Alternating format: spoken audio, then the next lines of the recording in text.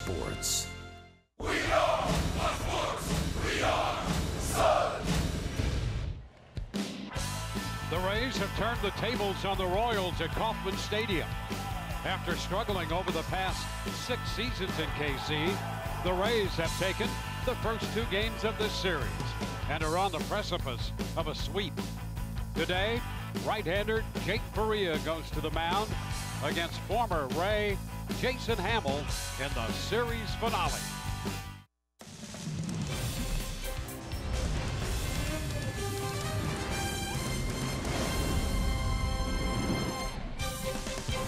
It will be a warm afternoon in Kansas City, Missouri. Overcast skies as the Rays and the Royals square off for the 3rd straight game. The Rays looking for a sweep. Hi again, everyone, and welcome to an afternoon of Rays baseball with Brian Anderson, Dwayne Stats. Great to have you aboard.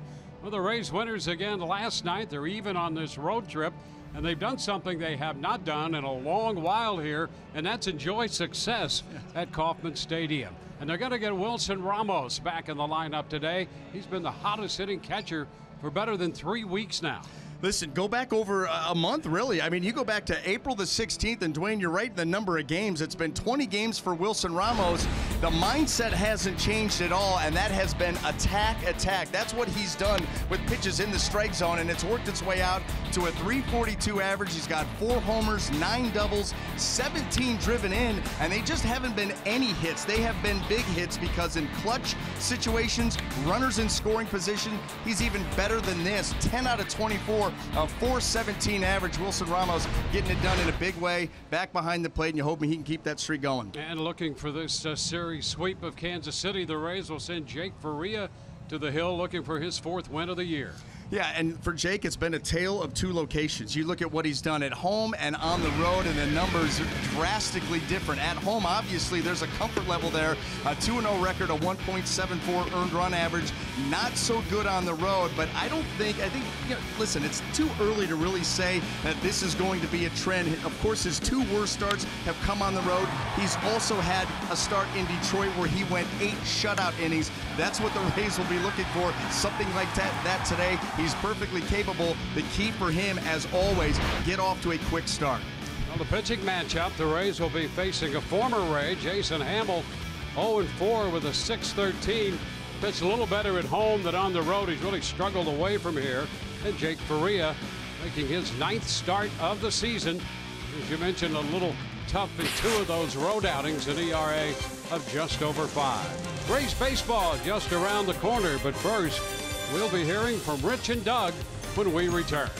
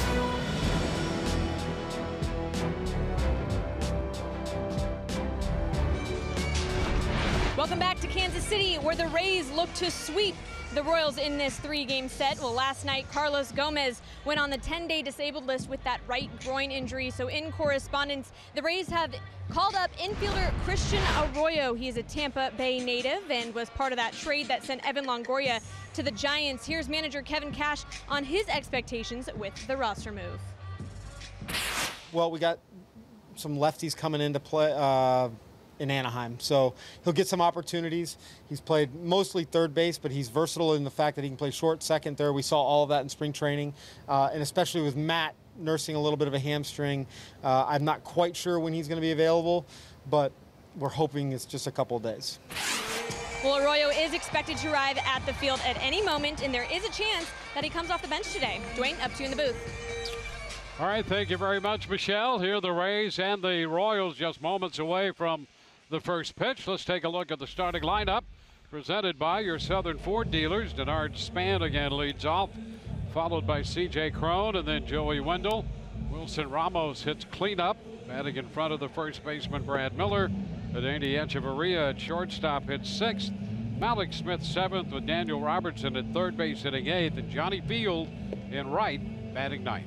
Now this lineup be ready to take their hacks at right-hander Jason Hamill, making his 9th start of the season, still looking for that first win as he's 0-4. The ERA is over 6 at 6.13, has thrown the ball better here at Kauffman Stadium, 0-2 with a 3.86. Let's take a look at the defense and see how it's going to line up behind him here this afternoon, brought to you by Golden Diamond Source. And in that outfield left to right, we have Alex Gordon, Abraham Almonte, and John Jay. Across the infield, third to first, Mike Moustakas, Alcides Escobar, Whit Merrifield, and Hunter Dozier, with Salvador Perez behind the dish.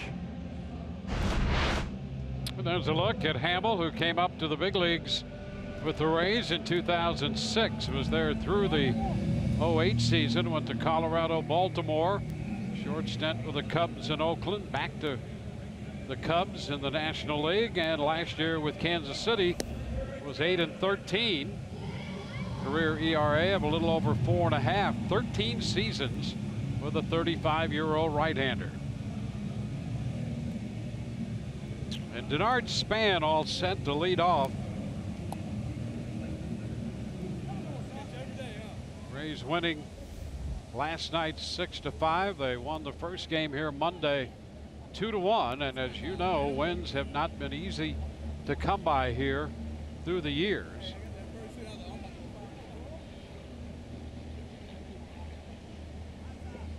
And so here's Span starting the afternoon hitting .248, but with a healthy on-base percentage at .378.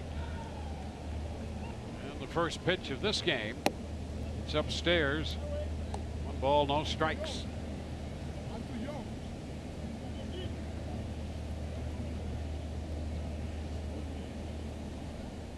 Span started things last night with a base hit. That eventually led to a 3-run inning, and there's a base hit into right. Jay to his left to make the pickup, and the Rays leadoff man is aboard. And we get C.J. Cron to the plate. And boy, with this 8-game hitting streak, but he's been on base safely now in 21 consecutive games. Well, he's been able to work at bats, take his walks when he's needed to, when pitchers have made mistakes out over the plate. He's made them pay. Big numbers all around, and C.J. Cron moving from the middle of that lineup up into that number 2 hole, getting a few more opportunities, and he is making them count.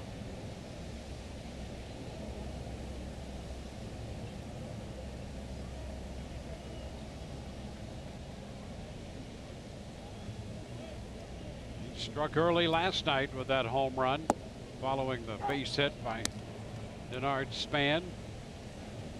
Takes a strike right here.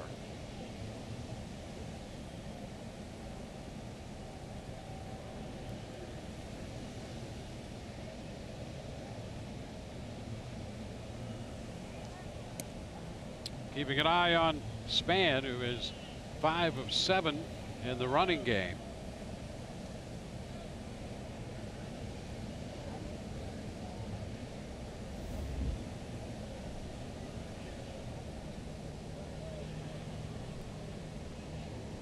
Oh, and he's hit by that pitch. We'll put 2 men aboard. Seems to be all right. So Span moves up to second, and Crone takes over at first base. Well, instant trouble here for Jason Hamill, and it's been a frustrating season for him. This ball just gets away from him, up and in right off that forearm of C.J. Crone. That crowd's home plate. Now Joey Wendell batting third.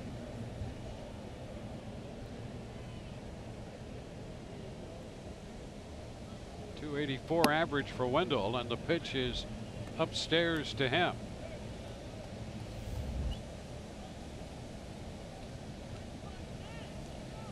First hit batter of the year for Hamill.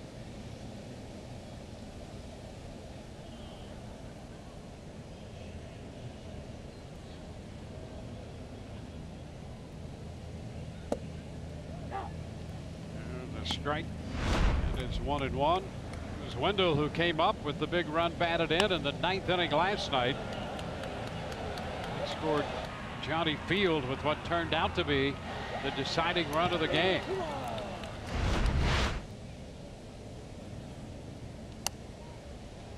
Wendell fouls it back now, 1-2.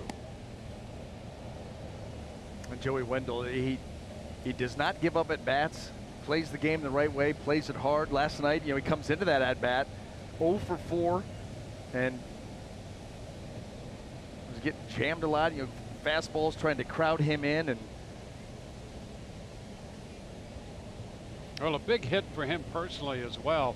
He's hit the ball well, had a couple of hot streaks and a couple cold streaks, and he's out on strikes here. Chase that pitch, and that's the first out. The one thing he had not done that he was aware of is hit with men in scoring position, and so coming up with that big hit in the 9th inning last night, very big for him, and then he chases right here. Sometimes you just get a little over anxious. You could tell by the swing right there, wasn't real comfortable as soon as he started it.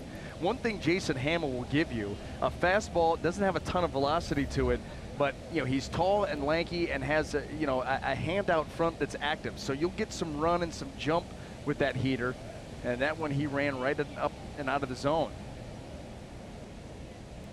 Well, Wilson Ramos coming off a very hot stretch, including the 18-game hitting streak. The pitch stayed up and in a bit. Ramos with his average of .282, and that's tops among catchers in the American League. Also second in slugging percentage among catchers. And there's a liner, base hit into left field. Span had to wait to see if it would go through for sure beyond Escobar. So he advances to third, and the Rays have him loaded with 1 out. Yeah, he just continues to swing a hot bat. I'll tell you, Wilson Ramos is as comfortable as anybody is at the plate right now, and getting that slider on the outer third and strong enough to hit it with authority into left field. A chance to scratch across a couple runs here early and take an early lead. Brad Miller hitting .235 with 4 home runs. 2 of 8 in his career against Hamill with a home run. The first pitch is the fastball high. Well, early on here, Jason Hamill just not able to get his pitches into good spots. Kind of spraying the fastball around. A couple of the breaking balls have hung up enough for the Rays to get good swings on them. Miller is ahead in the count, 2-0. Single to hit batter, strikeout, and another base hit to load the bases.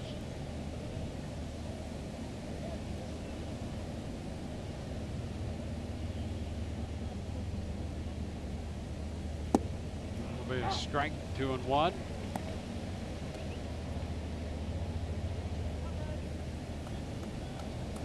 That slider, if that's on, that's a good pitch for him, and he'll throw it behind in the count. Yep, good depth to it. We've not seen that yet here this afternoon. Ground ball, that's going to be gloved by Merrifield. He'll go to first. The run will score as Span crosses the plate. Rays get a run on the ground ball out. Miller picking up the run batted in with Crone going to third and Ramos up to second. Merrifield to Dozier on the out at first. I'll tell you what, Whit Merrifield just continues to dazzle in this series, making big play, getting big hits, takes away a base hit right there. That may have scored 2 runs, and obviously you'd still have a couple of runners aboard after those 2 runs score with just 1 out, but that close to getting out of it now because of the play by Merrifield. See what Echeverria can do. There's a strike. The Rays have scored in the first inning in each of these 3 games here in Kansas City. Yeah, that offense is back to being opportunistic. If you're not locked in coming out of your bullpen before the game. That's a base hit into right for Echeverria. Crone scores. Ramos will head to the plate. The throw is not in time, and on the throw Echeverria moves into second. The Rays make it a 3-run first to start things this afternoon. RBIs 15 and 16 for Echeverria. Well, just another mislocated pitch by Jason Hamill. Leaves this pitch up and away. The Rays, when they're going good, they're using the whole field, and Echeverria shoots his ball into right field. And even with Ramos coming around third, you're going to challenge the arm of John Jay. We've seen him make a number of throws the last couple of nights. Has not been able to get a lot on those throws, and they take full advantage. And the move up by Echeverria. Here's Malik Smith. Cutting the miss. Fastball, strike 1. That's just how quickly it can happen here at the big league level. You come out from your warm-up session, you're just not quite where you'd like to be, and before you know it, it's 3-0 and you're still out there on the mound. Alex, fair ball back of first. Dozier makes the play unassisted, but the Rays come up with a 3-run inning. Bottom of the first coming. Rays up by 3.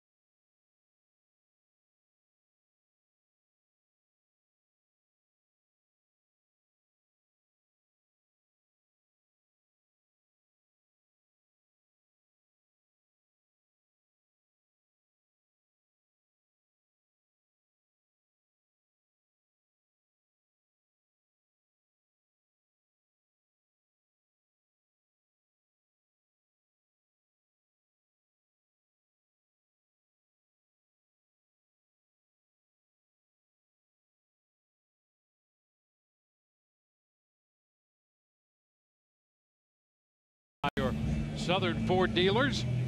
John Jay leads off, followed by the DH Jorge Soler. Mike Moustakas hits third. Salvador Perez in the cleanup spot in front of Whit Merrifield. Alex Gordon will be the number 6 hitter, then Hunter Dozier, Alcides Escobar, and Abraham Almonte.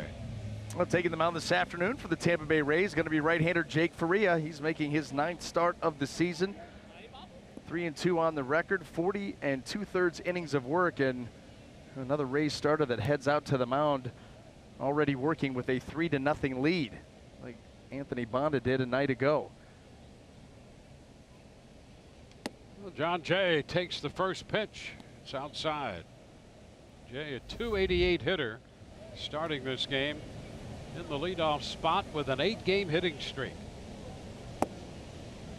Now a strike, it's 1-1. A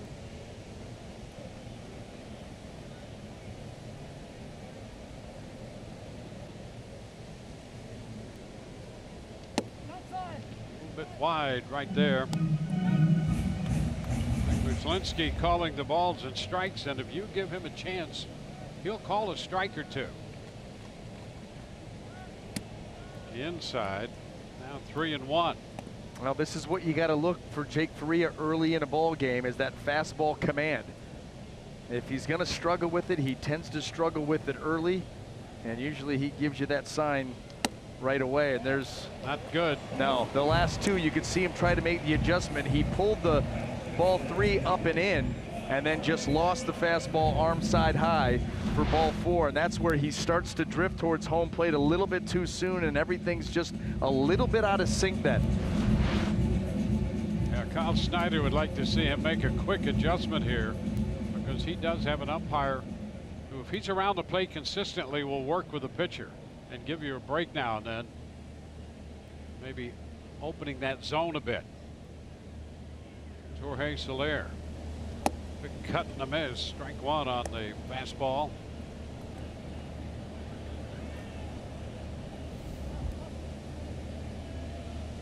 Soler out of the lineup last night. He played right field here Monday. Did not play last night. The DH today had a little tweak in the rib cage area, and they want to be very careful with that.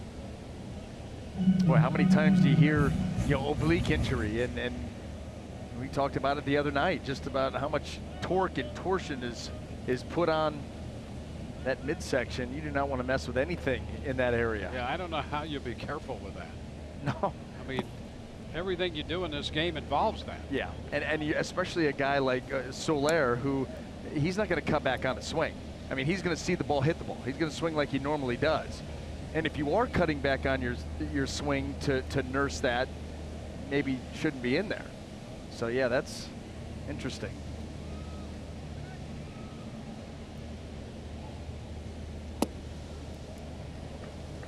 It's too low.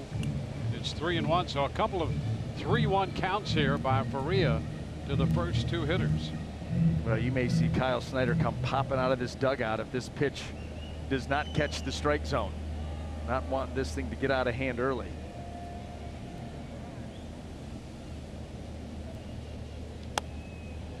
Foul out of play. That's one way to keep him put. Get an out here and let him sit down. Kyle Snyder pitched here in Kansas City. And a former teammate of my distinguished colleague here in the booth. Distinguished. Slow down there, big fella. Now the 3-2.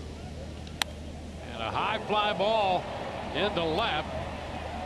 Span shading his eyes, and he's got it well in front of the track. Tagged by Jay. Headed to second, and he is out at second base. Rob Drake on the call. Soler, a towering fly ball into left, and Jay tagging, trying to move up. And the initial call is out. The Royals want to make a decision here as to whether they're going to challenge that call.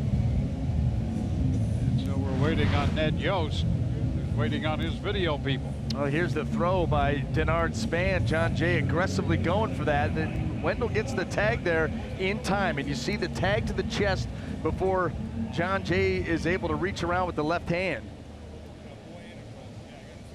Too late. There it is, John Jay, the old left-hand reach around. Not in time. So a double play as it turns out. Base is now empty, and here's Moustakas. 1 ball, no strikes.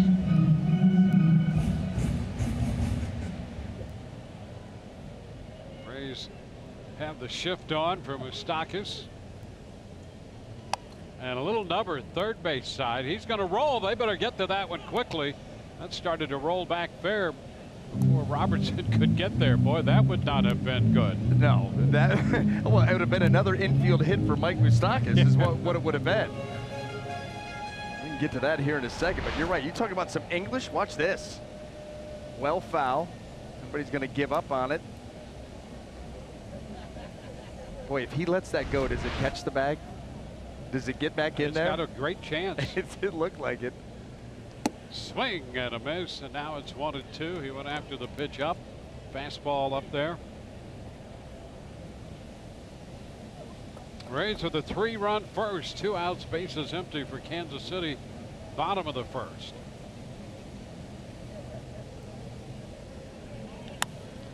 Sky towards center. Alex Smith making the call, and now he's going to misplay that ball. Moustakas is going to wind up at second. Well, Smith making the call and then became tentative as Denard Span was headed over there, and some indecision will cost him an error and put a runner at second. Well, if you're going to make the call, make the catch. And right there, I don't know what Alex Smith, right there, he's calling, I got it, I got it, I got it. Well, then take it. And you can see at the last minute tries to stick that glove out there. Denard Span not really in his way and kind of wondering what was going on out there. Salvador Perez now, 3rd error of the year charged to Smith.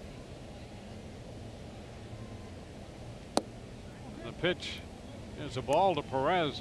Yeah, Denard Span had the palms up, sort of the same body expression that C.J. Cron had when Malix was thrown out trying to steal home and left prematurely.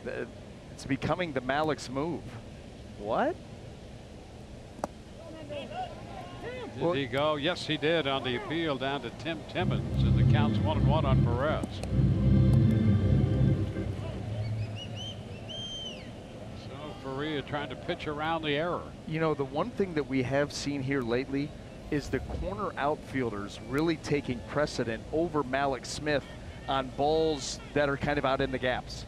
You know, you see Denard Span take those from Malix. You see Carlos Gomez, when he was healthy, take those from Malix. And maybe Malix was assuming, even though he's calling for it, he's assuming, well, Denard, I can sense him here. He's going to take it from me, and then just quit on it.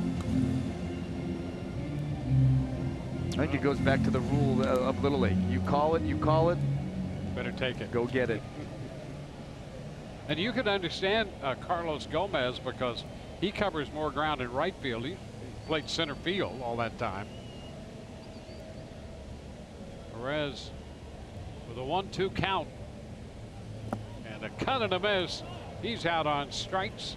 Faria picks up Malix Smith with the strikeout, getting Perez, and we go to the second. 3-0 Rays.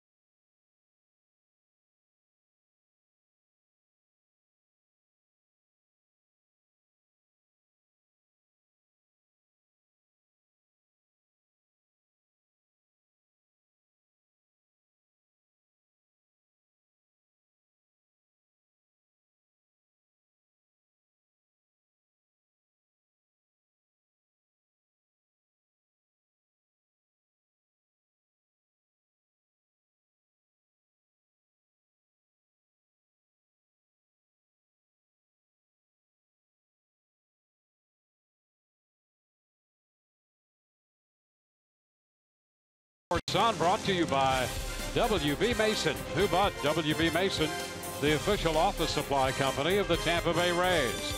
And by Geico. 15 minutes could save you 15% or more on car insurance. From Kauffman Stadium in Kansas City, Missouri, Daniel Robertson set to lead off against Jason Hamill. fouls it away. Fastball to start him. Strike one. Robertson batting .261 for the year. He got his average up to .355 for a while. 1-1. And since then has gone through a 2 for 30, so he's trying to turn that around.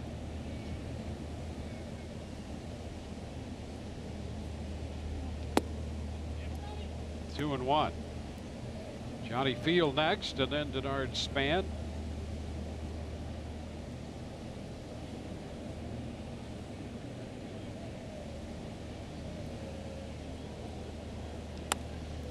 Lifted into right. It's Jay making the catch.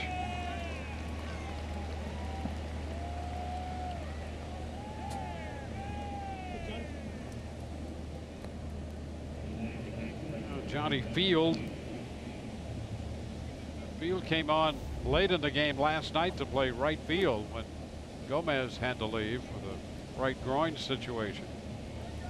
Field singled in the ninth to lead off that inning and scored on Joey Wendell's base hit. That was the deciding run.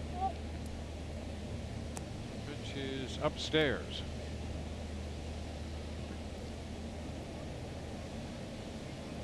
Kristen Arroyo has arrived. The latest addition to this club.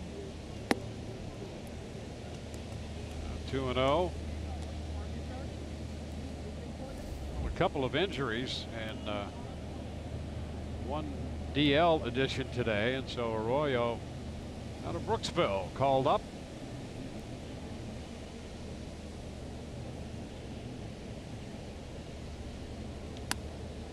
High fly ball towering into shallow left. Alex Gordon is there to catch it. Two gone. So Gomez goes on the DL. The Rays are hopeful that Matt Duffy, who left with a little hamstring issue, they hope that it'll only be a couple days for him and that he'll be able to be active in the series out in Anaheim against the Angels. Kind of a wait and see there. Yeah, you hope you're leaning more towards it's fatigued as opposed to, you know, the strain, which would then require a DL stint, but they won't know that for a couple days. Denard Span, he lines one, but caught by the second baseman Merrifield. 1, 2, 3 go the Rays through an inning and a half. 3-0 Tampa Bay.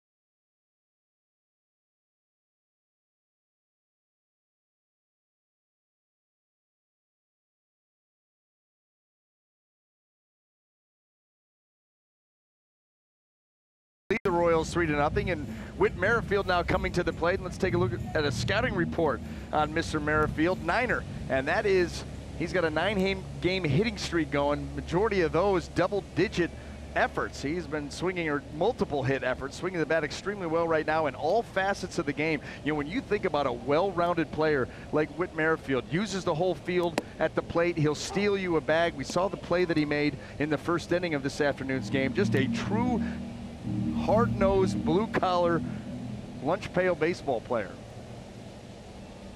1 strike to count to him. He skies it into shallow right. Johnny Field there already and puts it away. 1 gone. Yeah. Merrifield has been one of the bright spots in what has been a slow start for Kansas City. The Royals in 13-29 right now. And it didn't come easy for Merrifield. You know, he spent most of last year close to a full season in the big leagues, half the year in 2016. And he's 29 years old, so you talk about paying your dues and finally getting a chance, making the most of it. Alex Gordon takes the pitch wide.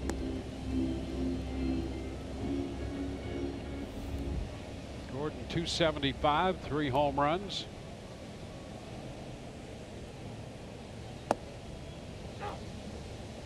One and one. The Rays running the shift here on Alex Gordon. Well, you know where that really stands out is they ran that on him the opening ball game of this series, and you had, I mean, 2 outs. Was it 2 outs, runner on third, and all Alex Gordon had to do was just roll a ball the other way, and the game would have been tied. And instead, he pulls right into the teeth of that defense. So the Rays very sure. Yeah, now, I mean, look where Robertson is right now on the left side. Well, you get a couple of strikes on him. Full count now. You know, you guard him over there at third, a little bit off the bag and a little shallow in case Gordon does decide to drop a bunt down. But after that, you say forget it, and you basically give him the left side. And if he would have taken it the other night, and all he would have had to do, like I said, is just play pepper with the left side, and you tie the game. And now he walks. Second walk, Jake Perea. Jake trying to dial it in on a consistent basis, and he's not quite there yet. No, and we always talk about it in his starts. It's the first 2 innings. If he's able to get through those unscathed, or better than that, if he's able to come out and be locked in from pitch 1, he was going to put together a tremendous outing for you. But you're right, Dwayne, between the leadoff walk in the first inning and then this walk here to Alex Gordon, not quite there yet. Also not that far away. Hunter Dozier up from Omaha. Foul out of play.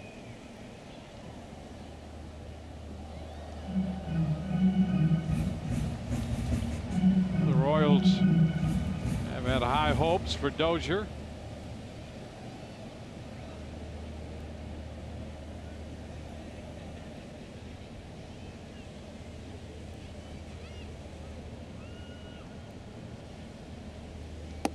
That's a strike, and it's 0-2.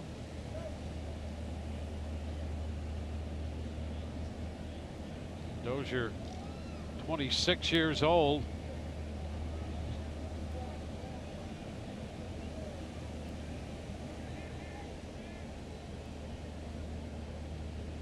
First round pick in 2013. Still 2 strikes.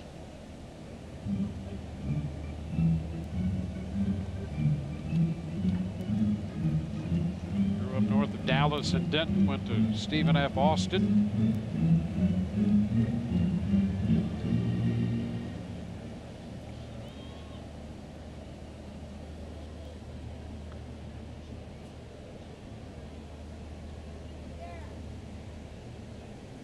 Upstairs, fastball, 1-2.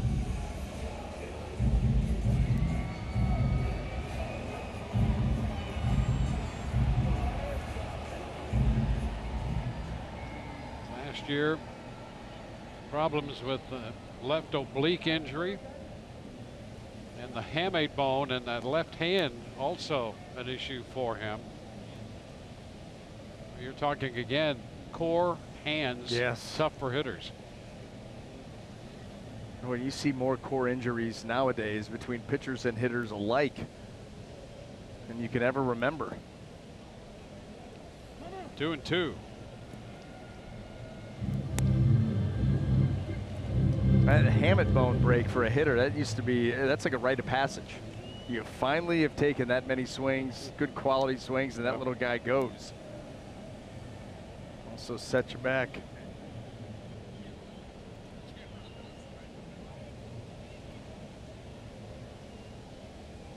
And a cut and a miss. He's out on strikes. Out number 2.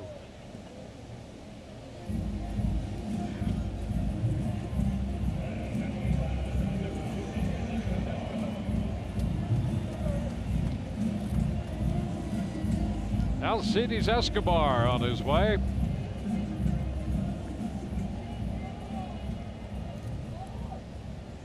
Kansas City shortstop comes in at 240. He's hitting 5th in the lineup against the left-hander Anthony Bonda last night. Had a couple hits. He was 2 for 4. And was on twice in the first game with a walk and a single. Takes the first pitch strike. Fastball in there from Faria. Always that tendency toward the aggressive side of hitting. Not very patient, likes to turn it loose.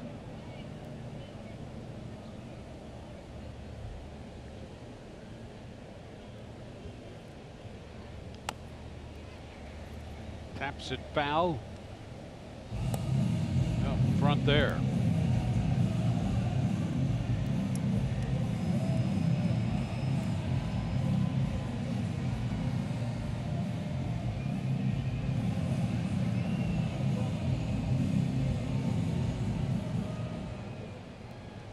Faria making his 9th start.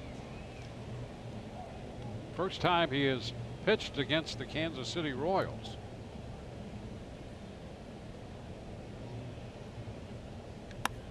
Fly ball into left. Bernard Span will wait for this one to come down. A walk and a man left. We'll go to the 3rd with the Rays up by 3, and C.J. Cron will be the leadoff man.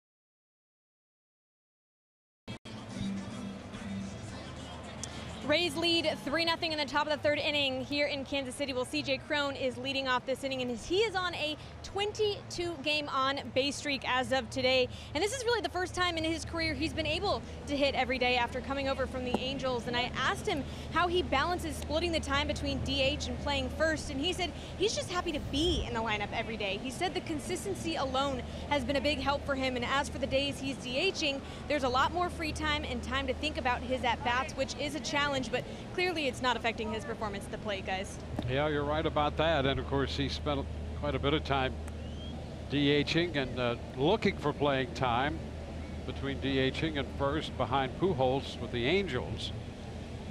It was a pretty sizable roadblock in his development. High shot deep to left. Well tagged, and that baby is out of here. Long home run on the backside of the bullpen, and that's number 10 for CJ Cron. Rays take a 4-0 lead. Cron unloaded in the first inning last night, in the third inning this afternoon. Well, and for Jason Hamill, it's been inconsistent command with the fastball and a lot of hanging breaking balls. Dwayne, you mentioned it early. When the slider is right, he's got a chance to put together a nice outing, but when the off speed hangs, not so much. Joey Wendell, fastball upstairs.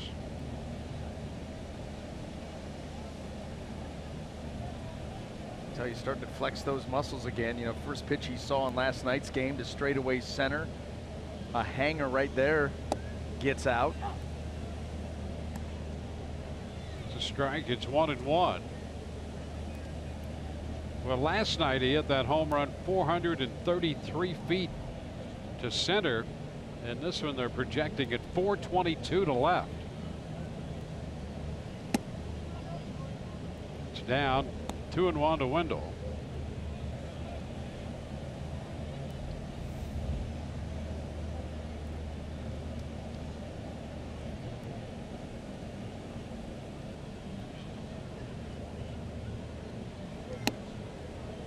Three balls and a strike.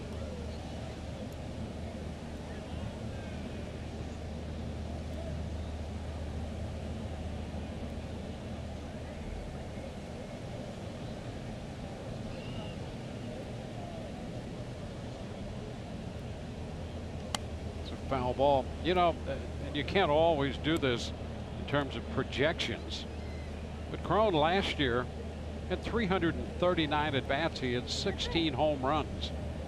You know, if you project that out, you're going to be somewhere around the 30 mark. Oh, and, yeah. And here we are at the quarter mark now. He has 10. I mean, he has a chance to really have a big season. He's had 3 straight of 16 home runs. Short right field. Merrifield out there to make the catch on that one. You know, he keeps anything even close to the pace he's on right now. He's going to have that and more by the All-Star break. Yeah, you know, we talked about a 30 home run season. You know, you'll take them as they come along. You don't want to get carried away, but I mean, he's well beyond the 30 pace now, looking at close to 40. Yep. And power everywhere. You know, we talked about the home run last night, center field. He gets the one out here to left. We've seen him numerous times go out into right field, right center. Yep. So this guy's got power. If if he's able to get his arms extended, get the ball into the air, it can leave really anywhere. And he's going to be out there in that lineup as long as he's healthy, just about every day. There's a base hit through the hole on the left side off the bat of Wilson Ramos, and he's 2 for 2. We just cannot find good areas with the off speed, and that is killing Jason Hamill right now. Another one kind of rolling in there. So Ramos gets him for the second time.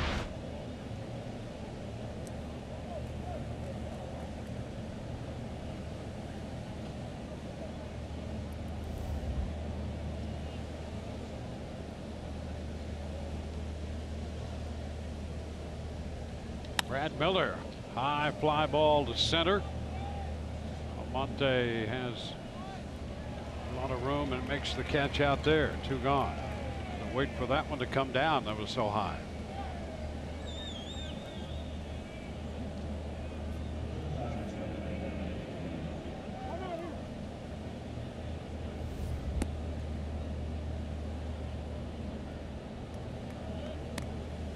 Yeah, Crone has hit, I think, half of his home runs to center field, and they were well beyond the center field fence every time. You got 10 overall and 5 to center, and then some variation to left, and that one against the Tigers into right center. 2 gone here in the third. Danny Echeverria got a big hit in the first with 2 outs. A base hit to right, driving in 2 runs.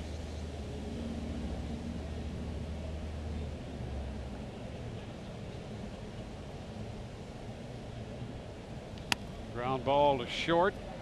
Escobar with the underhanded toss to Merrifield. Rays got the run on the long home run off the bat of C.J. Crone.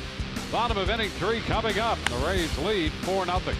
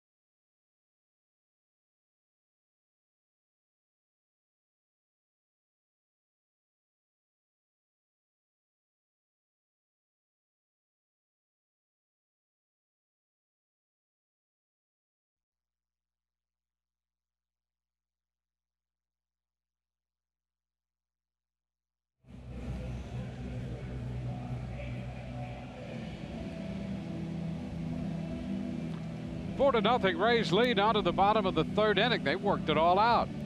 Old style Rays jersey there. Royals fan next door. Visit a local participating 7-Eleven store and pick up a Rays discount coupon for $7.11 tickets to a game Friday, May 25th. That'll be against the Orioles. Keep saving with $5 Budweiser and Bud Lights exclusively on the Budweiser porch. Ages 21 and over, please drink responsibly. First pitch to Abraham Almonte. Bottom of the third underway with a 1-0 count. She still didn't look that thrilled with him at the end of the day. I mean, it's been a tough series for her club. That's right. Little ground ball right side. Wendell. Yeah, well, we're both familiar with that look from time to time. 1 out, base is empty. Okay, look at it. Got a couple of bumps there. That's right. He's winning her over. Yes, sir. Took a while. A little low-key charm going on there. I'll give you one more chance, is what she said. One more. But John Jay, the right fielder, walked his first time. I heard that too. One chance. One chance left.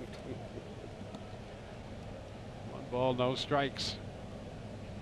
Well, that works for a while. And always waiting for that other shoe to drop, Dwayne. 1-1. Never quite sure what direction that shoe's coming.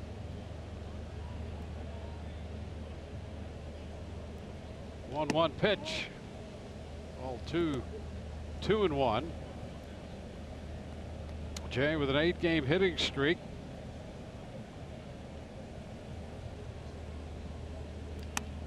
Little looper into left, and that's going to extend it to 9.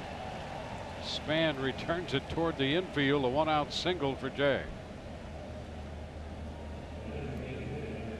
On for the second time. Picking up the first hit for the Royals. Well, just able to inside out this pitch. You know, there are times where Jake Faria's fastball will show a little cutting action. You know, he's got an extreme arm angle from the top side. So, you know, there's some times where he'll cut that fastball just a little bit, and then Jay was able to stay inside of it and deposit it into left field. He's back in at first. Well, you got to keep your eye on him. After he tried to tag up on Denard Span in the first inning, you're not really sure if he's going to take off or not. You wouldn't think so, down 4-0. You never know.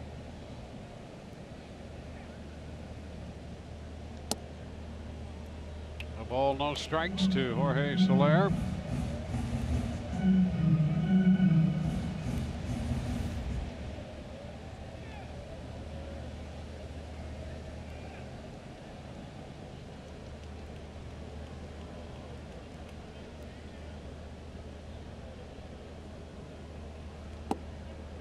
That'll be a strike.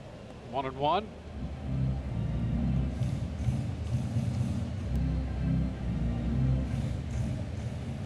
The Rays out in front after taking the first 2 games. Looking for a sweep here in Kansas City. The last time that happened was 2009. Swing and a miss on the fastball. Boy, tied him up there. Good jumping velocity running up and in, and Soler, another one of those guys who an aggressive swing, wants to get the arms extended and just cannot.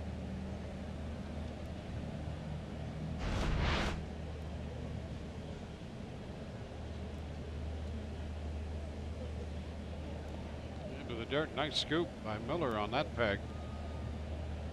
He heard it go into the glove. Faria spiked that throw over there. A tough backhand and get that head out of the way.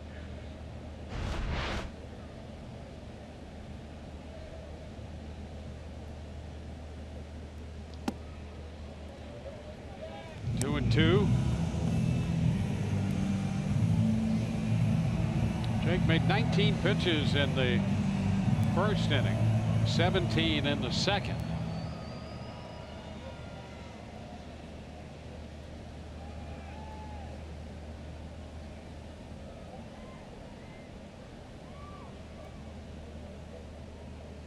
And this time it hits Soler. Hit on the hand.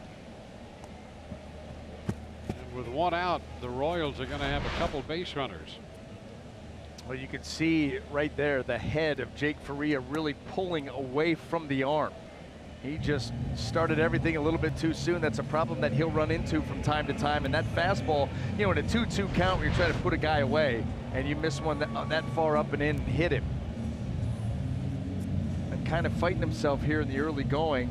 Kansas City's not been able to exploit that at all. Kyle Snyder's going to ask for time and trot to the mound as Jake works his way through this lineup for the second time. He's given up the loop single to left and hit Soler. Whether you're having a day out with the office or fun with friends, group tickets the best way for your team to cheer on the Rays. Host your next company outing at Tropicana Field in an exclusive field level party area, or entertain clients in an executive suite. Visit RaysBaseball.com/groups today. Rays up. Meeting on the mound concludes before they pitch to Mike Moustakas. Moustakas lifted a fly ball to center that Alex Smith misplayed into 2 bases. So he's officially 0 for 1.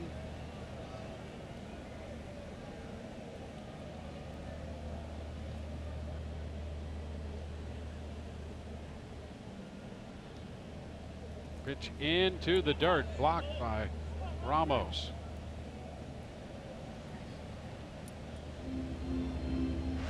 Well, Dwayne, this is what we're talking about. And watch Jake Faria's head as it see how that starts to pull off towards the first base dugout. That makes it very difficult for that hand to catch up and get to the proper release point. So that head yanks to the left and the hand's left out to dry. That ball runs up and in. And that's what we're talking about. That's what you got to look for.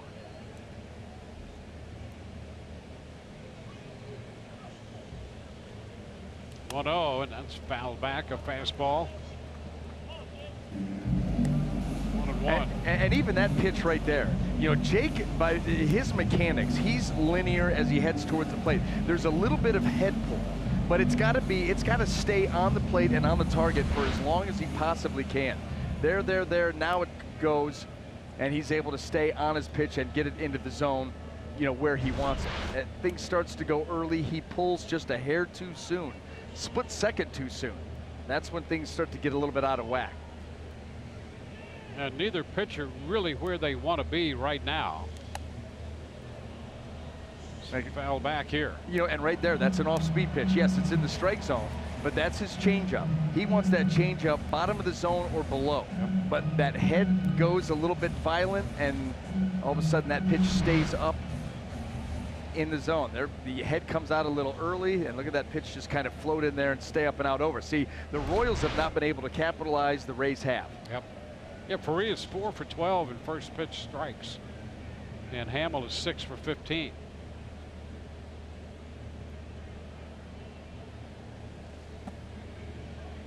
And it's 2-2. And it's such a fine line. It is such a fine line. You're talking about, I mean, it's split second. I mean, really the difference. And it all starts too with Jake with front side drift. And I like the way that you get a little bit top heavy too soon. And all of a sudden that front side starts to head towards the plate, not completely flying open like some guys do, but front side starts to fall a little early and then the head follows.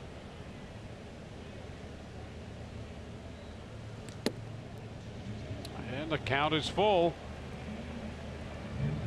1 out, 2 on, 3-2 to Moustakas.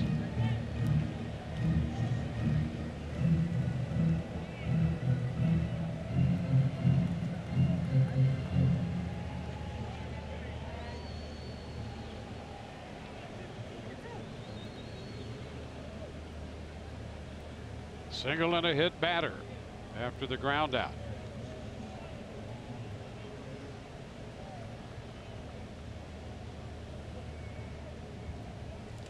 And a foul ball, just a little bit of that one to force another full count pitch.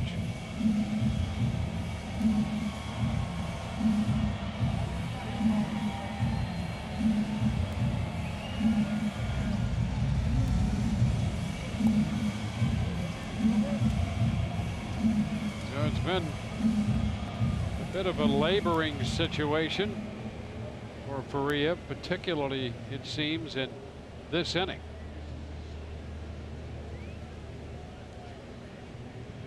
Be careful to this guy. Moustakas 38 home runs last year.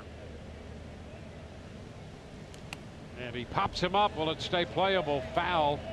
And that will be out of play about 3 or 4 rows just behind the home plate screen.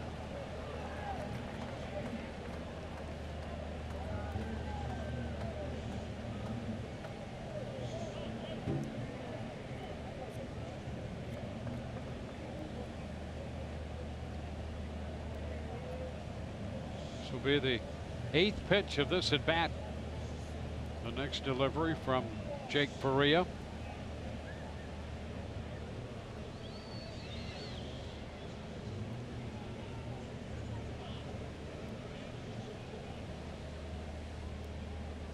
And ball 4. So the bases are loaded. Single, a hit batter, and now a walk. And Salvador Perez will be the hitter. Faria made quick work of him in the first. He's struggling a bit here in the third. Well, and he's got to find it himself. You know, the bullpen is quiet. Kyle Snyder's already visited. So there's no more visits from him, or he'd have to come out of the game. So you've got to figure out a way to get your pitches where you want them. Ground ball, shortstop, Echeverria. Second base 1, first base 2, 6-4-3. And boy, you talk about being the pitcher's best friend right there, the double play to end the threat. And we're through 3 innings here in Kansas City. It's 4-0 Tampa Bay.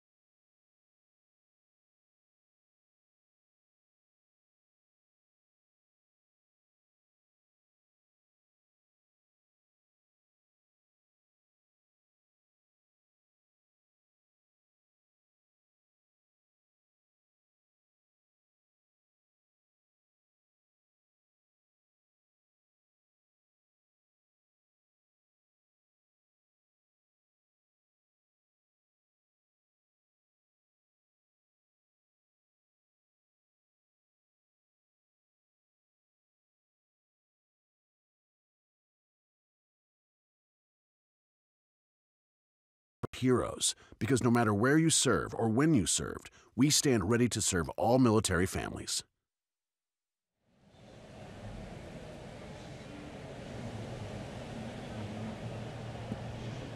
But Malik Smith in the Rays dugout, they're in the batter's box, and puts down a bunt, and it will not be picked up by Hamill. Malik Smith is aboard, bunting his way on. We saw Jake Faria there in the Rays dugout. Boy, did he get out of a big spot with that double play ball. And now Malik's bunting his way on.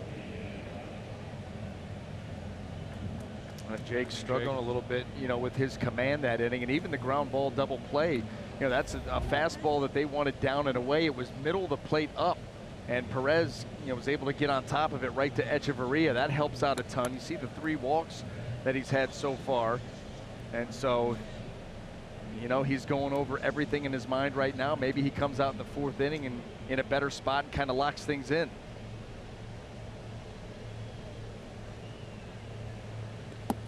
Wave and a miss by Robertson after the bunt by Malik Smith. I'll tell you, the one thing that you do love, though, is when a guy doesn't have his best stuff or is not as mechanically locked in as he would like to be, he's still putting up zeros.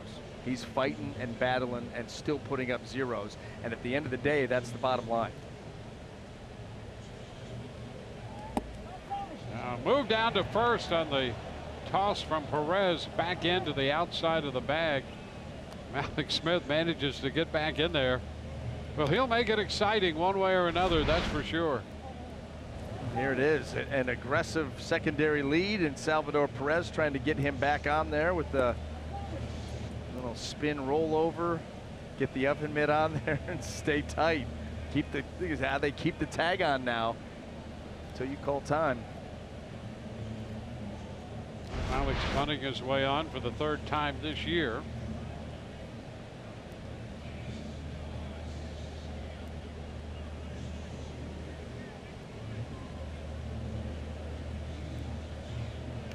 And again, a move over there. He's diving back.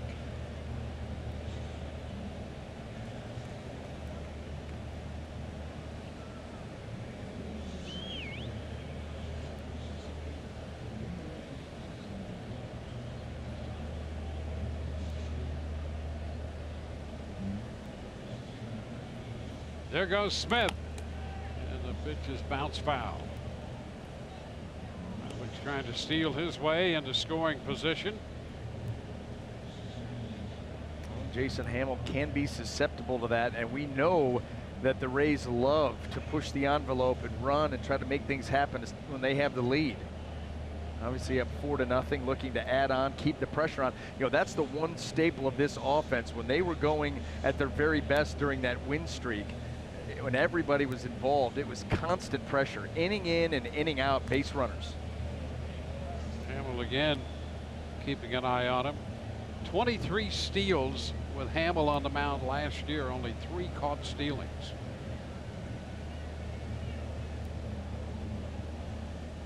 So the guy behind the plate that can catch and throw too. Out of play down the right side, holds the count at a ball, 2 strikes.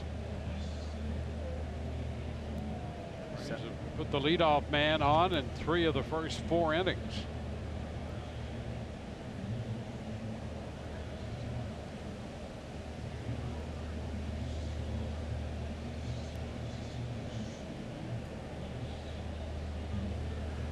And again to first. Alex is back in there. Boy, a good throw maybe gets him. A good throw on the money where Hunter Dozier can kind of let the ball travel, catch it deep, and slap the tag on, and they got him. A little bit low, and you got to reach for that tag. Does a good job of going to that outside corner. Pitch is high, and it's 2-2. Well, the one thing that you do when you get all those leadoff base runners on in an inning, or 3 out of the last 4, like you said, you put that pitcher right immediately into the stretch. Pitches become a little bit more high leverage, a little bit more effort given.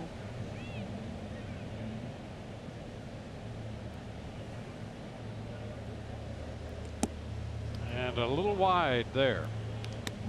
So Robertson has worked the count out to 3-2. When you fully expect Malik's to be going here.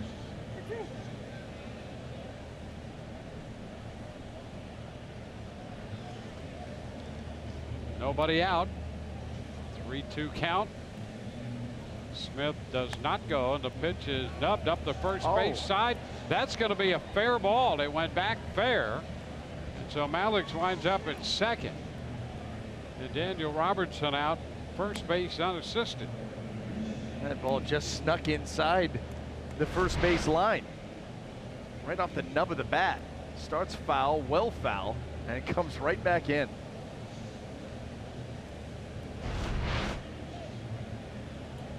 Well, a move up by Smith for Johnny Field.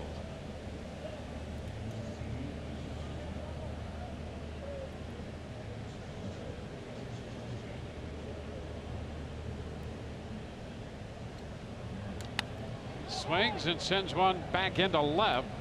Gordon backs up to make the catch. Smith tags. He's on his way to third and will make it. So after the bunt single, Smith advances to third there with 2 outs at the top of the batting order.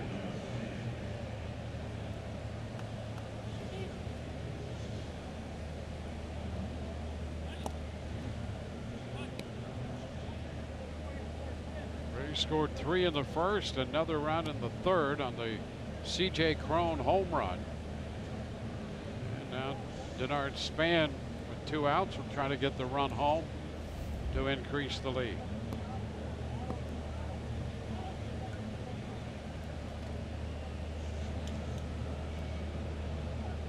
Span with 25 runs batted in. And hitting .371 with men in scoring position. That's 8th in the league. Down to third, ducking back in is Malik Smith. The pitch to Span was a strike.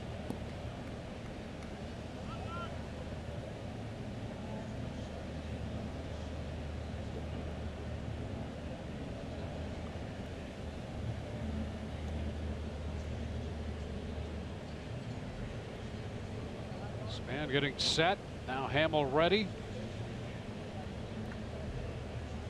And a high fly ball back into right field. Jay's going to go back to the track and just a step back makes the catch. Rays leave a man after the bunt single. 4-0 Tampa Bay.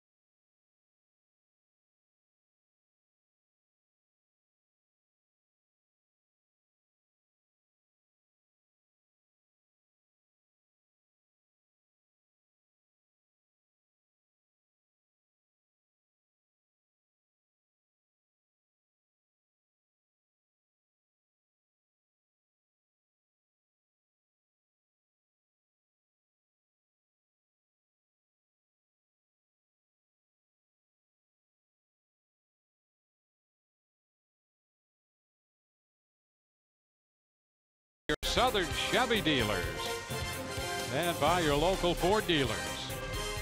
The Rays in Kansas City. Winners in the first two games, 2-1 and 6-5. They lead 4-0 with Jake Faria on the mound here today. Faria 56 pitches, 31 strikes in just 5 of 13 in first pitch strikes. But Merrifield takes the pitch down. 1 ball, no strikes.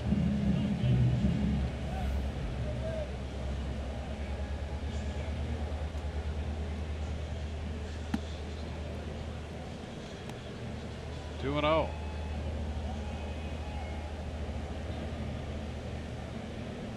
We got a big double play ball out of Perez to end the threat. Gives up a base hit the other way to Merrifield. Boy, it looked like he wanted to go over there the whole way. You know, gets 2 balls out of the zone. That pitch not exactly what you're looking for in a 2-0 count. It's not like it's out over the heart of the plate where you can drive it. That ball's down around the shins. But with Joey Wendell playing way up the middle, Merrifield knows he has a wide open lane into right field, and he takes it.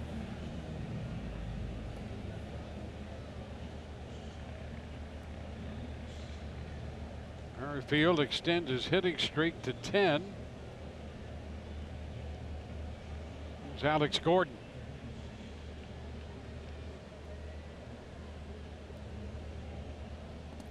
This one will skip to the backstop.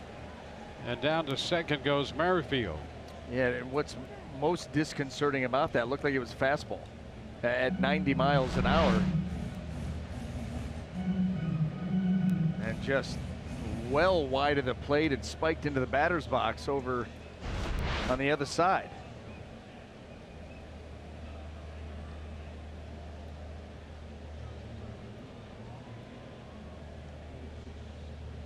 Kansas City with base runners in every inning.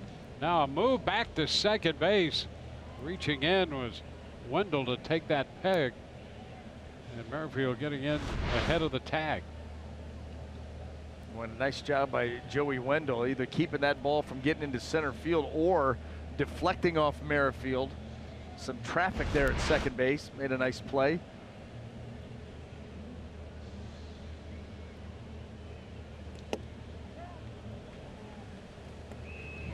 Two and 0.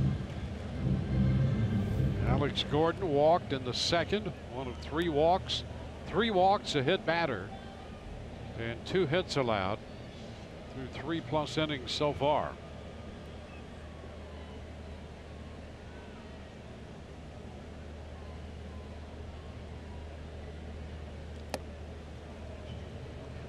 3-0, and he is missing badly here in this inning.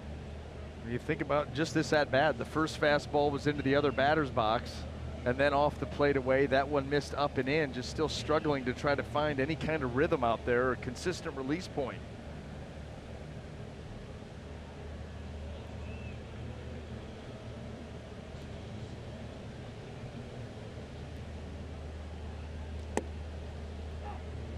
It's taken by Gordon, 3-1.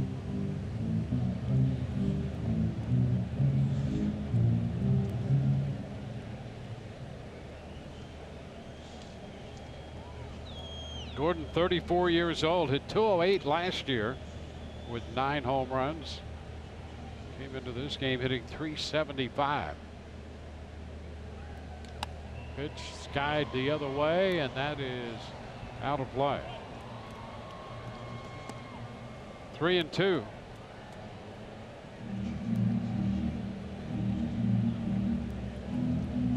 Kansas City left a man at second in the first inning.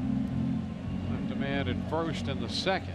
Had the bases loaded, 1 out in the third when Faria got the 6-4-3 double play out of Perez. Now full count to Gordon. It's fouled back.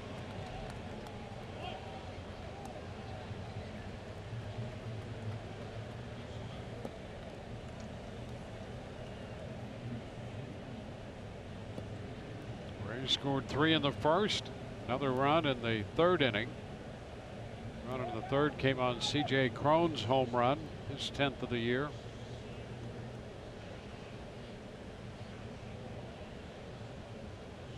"3-2" is upstairs, and the first 2 men are on.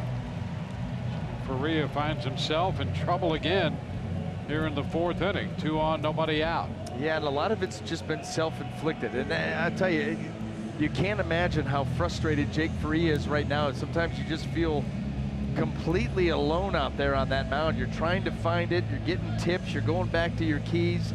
Nothing has quite locked things in just yet. You've kept them off the scoreboard, but how much longer can you do that? Well, here's the 26-year-old first baseman, Hunter Dozier.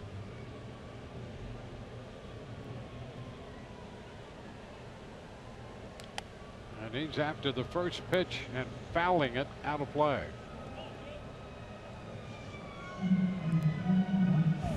Dozier, the number 8 pick in the 2013 draft, selected by Kansas City.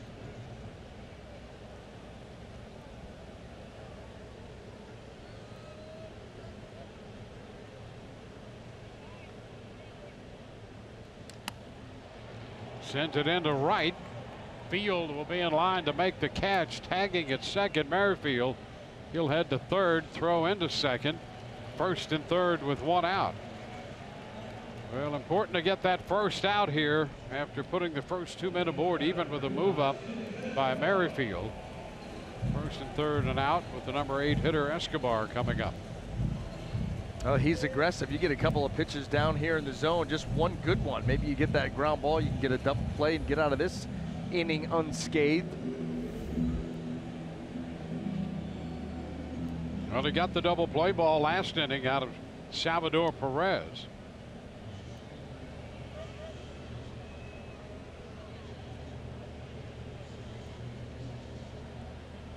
Escobar hit a fly ball to left his last time, and this one slips away.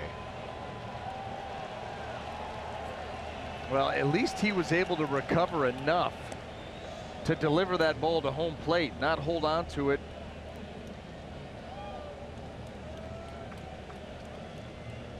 Yeah, you don't want to balk anybody home. Absolutely. And so he comes up, catches that front cleat, but smartly delivers the ball to the plate. Now, not very hard.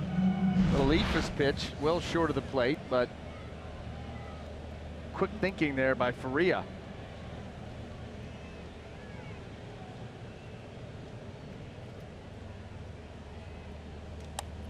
Sharply hit foul into the screen. 1-1.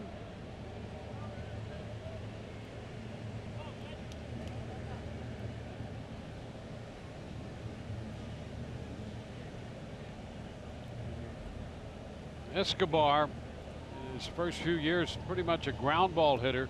Elevated the ball more last year. Still very aggressive. Now 2-1.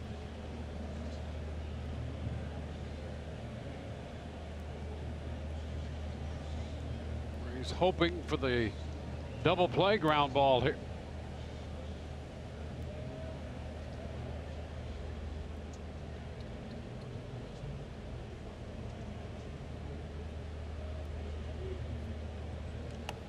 It's fouled back.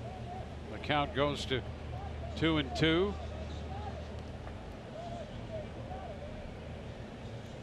Escobar, originally with the Brewers, he's been in Kansas City for a long run since 2011. Merrifield at third, Gordon at first. Last year, in 599 at bats, he walked 15 times. That's aggressive. And the 2-2. Fly ball into right. He gets it airborne. Field will make the catch. Tag at third. Merrifield will score. First run of the ball game for Kansas City. It's 4-1 as Escobar picks up his 12th run batted in. Well, the way this outing has gone for Jake, and in particular this inning, okay, and just keep bearing down, retire this last hitter, and if you get out of this fourth inning having given up just one run, you're happy. You're happy with the results. Abraham Almonte grounded out his first time.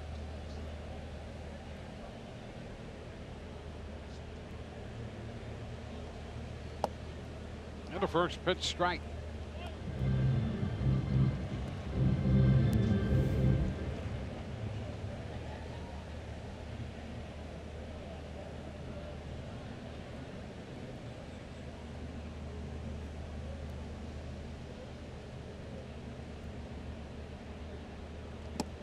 Snap throw down to first, and a good scoop by Miller. Back in head first, Gordon. That's two for Brad. Picked up Jake Faria on a pickoff attempt, and right there the catcher Wilson Ramos on a snap throw down.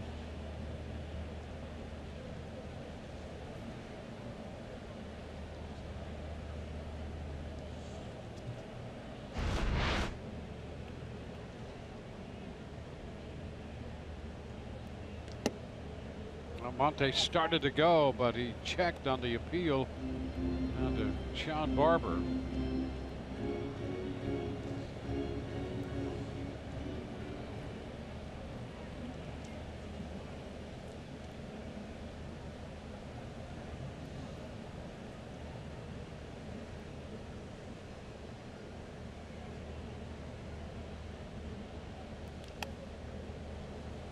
Fastball foul back, 2-2.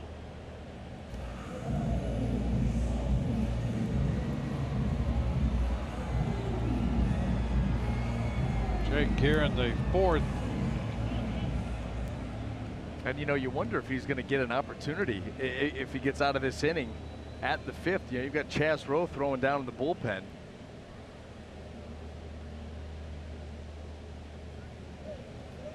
Throw to first, dug out again by Miller. He's getting a lot of practice on that. Yes, he is, and he has been flawless thus far. There's Chas Rowe in the bullpen for the Rays, beyond the left field fence.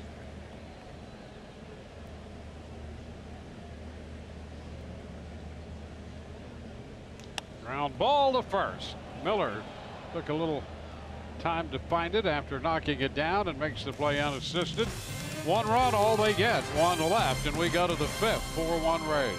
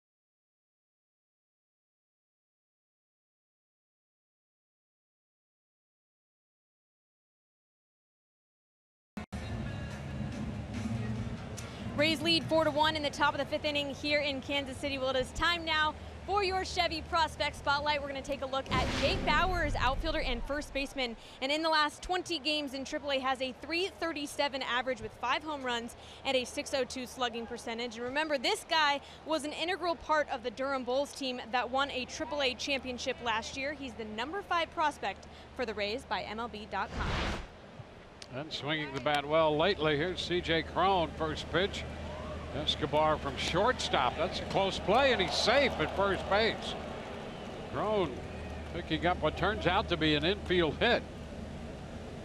That leads off the 5th. Oh, we saw him get an infield hit in the game last night, getting down the line, you know, better than you would think for a guy his size. And of course, you're going to see Escobar retreat here to get that high hop, thinking he's got enough arm to get him, but C.J. Cron just busting it down the line. Ongstrider. Well, guy hitting the ball 430 plus, 420 plus feet, and then picking up a couple of infield hits as well in this series. How do you contain him, Dwayne? Hard. You can't stop him. No. You can do both of those things. Want to know the count to Joey Wendell. And by the way, it all started with the move to the 2-hole. A brilliant move to get him in that second spot, because now he takes off on a little hit and run the other way, a base hit for Wendell. Cron's going to head to third, and the Rays, being aggressive here, come out with the infield hit, the hit and run, and suddenly it's first and third.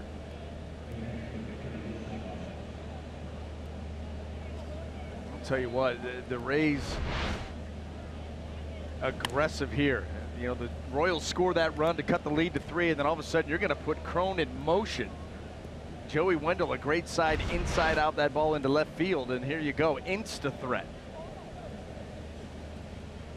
Wilson Ramos almost singled and scored in the first, had a base hit in the third. He's now 6 of 14 against Hamill in his career. Taps it to short. They'll get the out at second and at first with the run scoring. So the Rays come out and get that run back to rebuild a 4-run lead as Ramos grounds into a double play, and the run scores on the double play.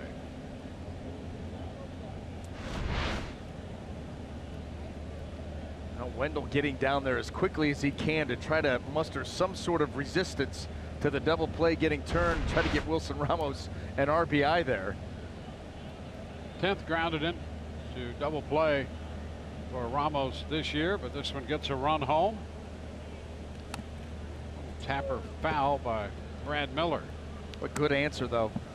Yep, absolutely. They came out aggressive there in the 5th.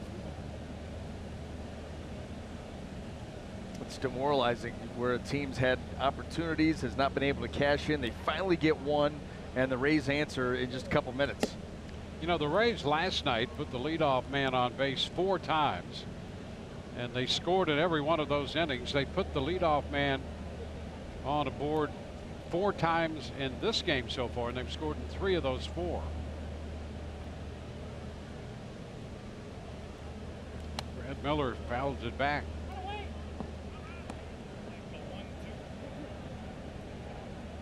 Miller drove in a run with a ground ball in the first. That opened the scoring.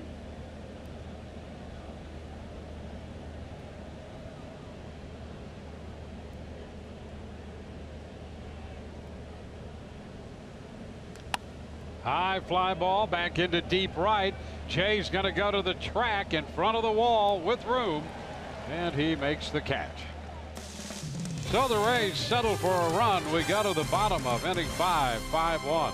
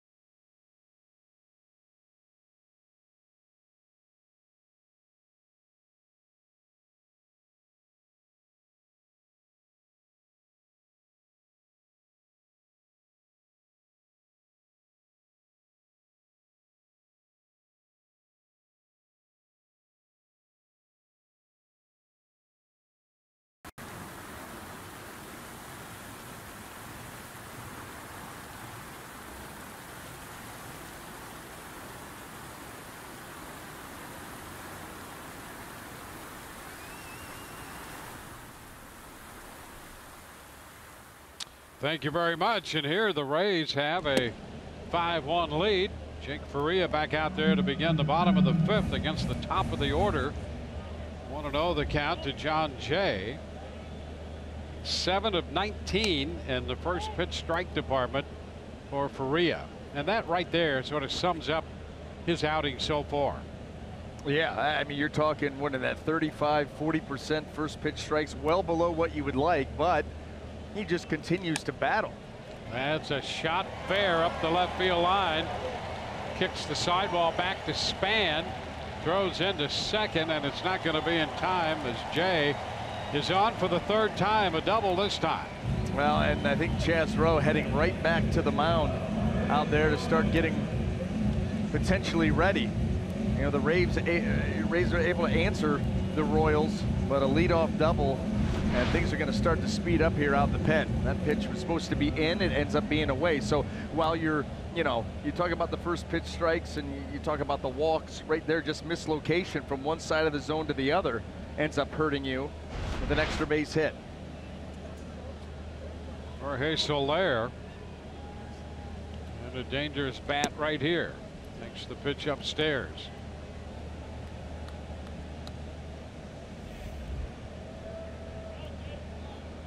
Hit by a pitch in the 3rd after the fly ball to left in the 1st, resulting in a double play.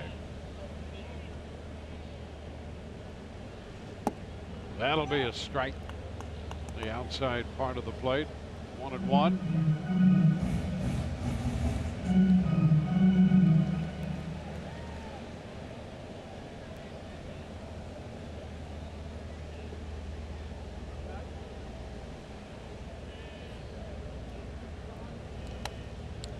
Foul back. That will carry right back out of play into the upper deck.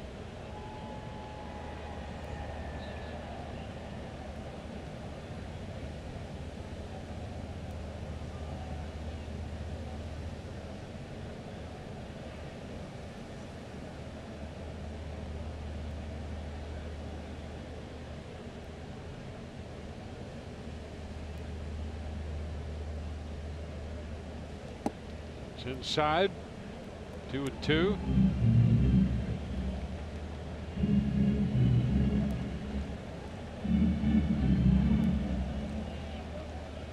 Mike Moustakas on deck. Faria in the mid-80s in pitch count.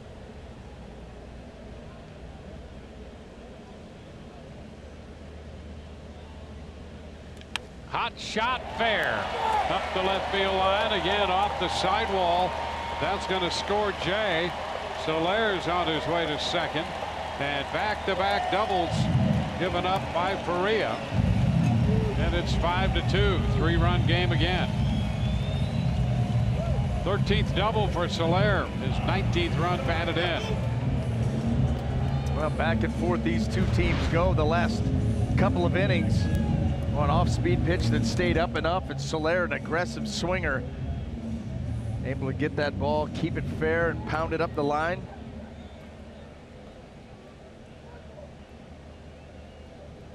Now Mike Moustakas, the 3rd baseman. 0 for 1 with a walk. And he takes it the other way. Foul.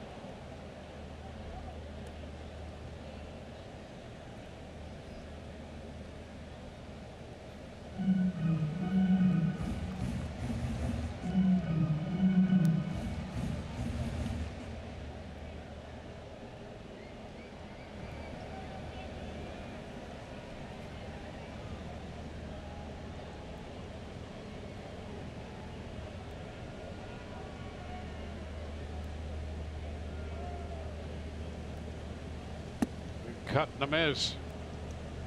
It's a big pitch right there. It's been difficult all day, and that was a very big pitch. Maybe his best of the day. Well executed. And that's the changeup you're looking for. You see how long that ball stayed in the zone, and the nosedive right out of the bottom of it. Now the runner takes off for 3rd, and Soler moves in really unattended. We've seen teams get the Rays on this play a couple of times this season. Jake Faria looking in for the sign, Daniel Robertson pulled off the bag at third, and well, you're going to see, got his head down, and right there, Soler able to take advantage, nobody paying attention. The 0-2. Shot back into deep right center field. That's got some good carry to it. Malik Smith is there to make the catch, and Soler is going to score. So the move up will cost the Rays a run, and it's 5-3. Well, much like last night, you know, Kansas City wouldn't go away in last night's game either. And this ball running along, whoa, whoa, whoa, that was close.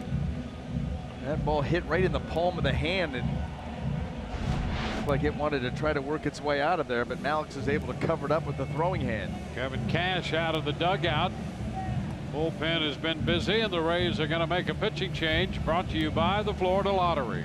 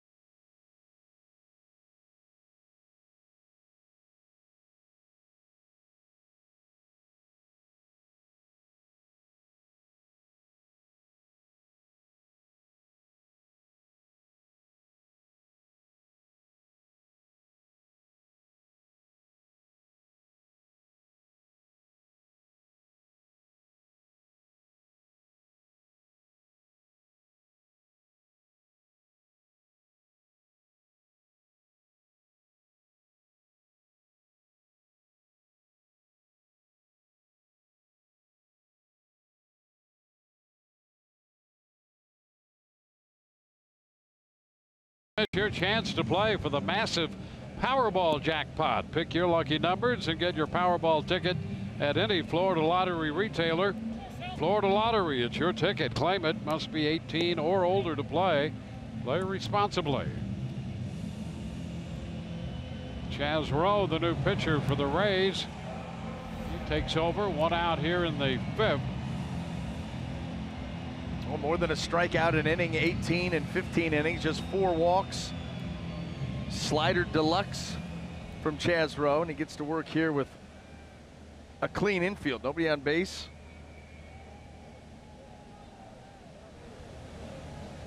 Salvador Perez up here. Correa out of the game, Rowe in. It's ball one. Correa 4 1/3. 89 pitches, 51 strikes, and 8 of 21 first pitch strikes.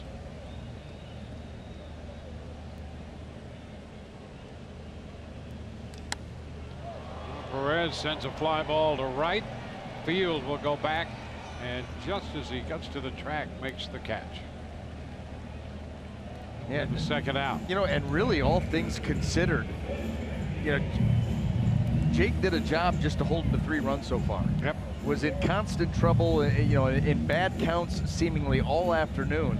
Made enough pitches in enough spots. You think about that big double play he got with Perez with the bases loaded. The line on Jake. One of the 4 walks hurt. Merrifield. Pitch is down. 1 ball, no strikes. Well, had a hit batter too. So you had a number of guys reach base without having to do too much, and then there were other pitches, you know, missed in the zone. It's just one of those things. You go back to work. You go back to work your next bullpen session and try to get things figured out. 1-1 the count. Well, Rowe trying to get Merrifield, who now has a 10-game hitting streak.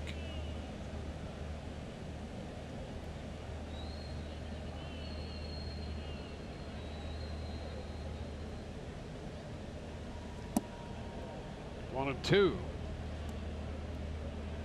that thing just slides right away from those right-handed hitters. Well, he can spin that pitch, I'll tell you. And he'll move around on the rubber even from time to time, sometimes in the midst of an at-bat. Right now, working from the middle. A little wide, 2-2. But it speaks to what you're talking about, how he can spin it and sweep that pitch. I tell you.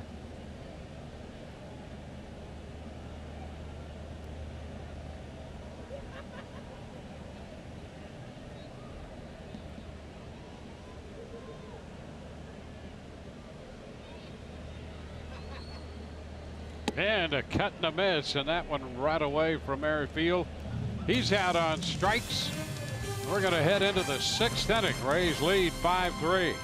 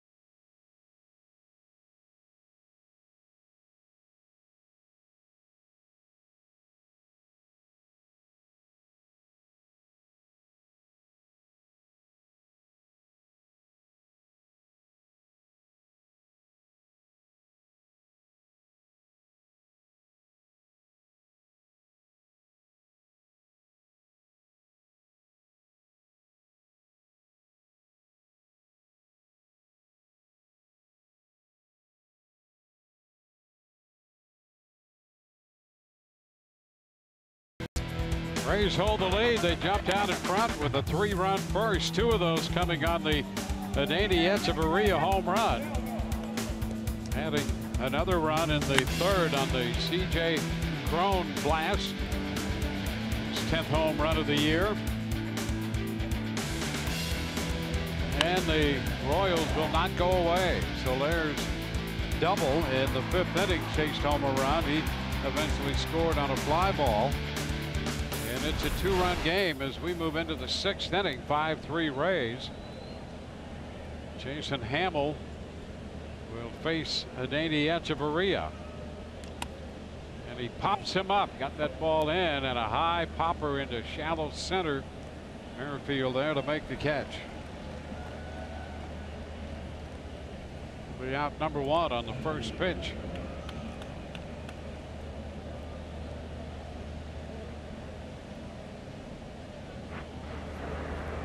Matt Andriese busy in the Rays bullpen. Maria worked 4 1/3. Chaz Rowe got the final 2 outs in the 5th. Here's Malik Smith.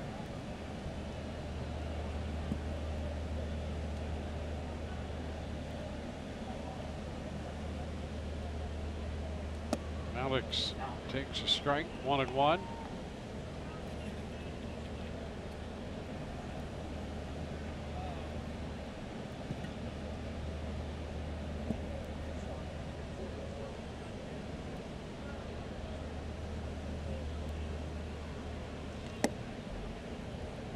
Upstairs, 1-1.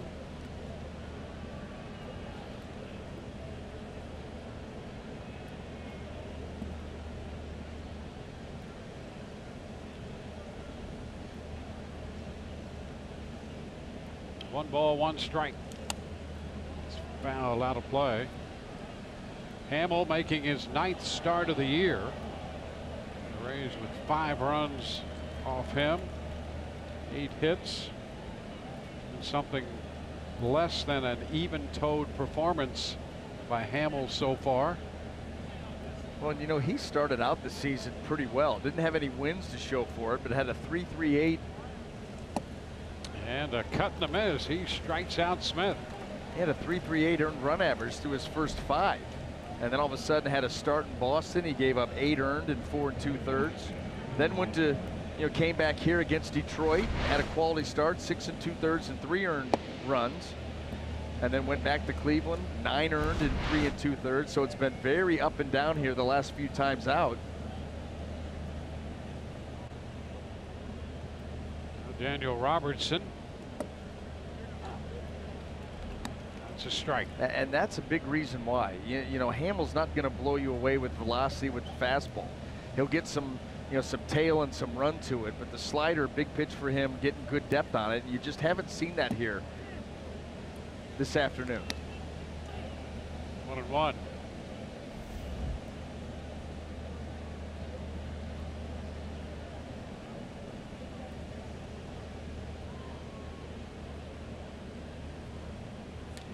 The shot toward the gap. Back into left center field. Gordon will have to chase it.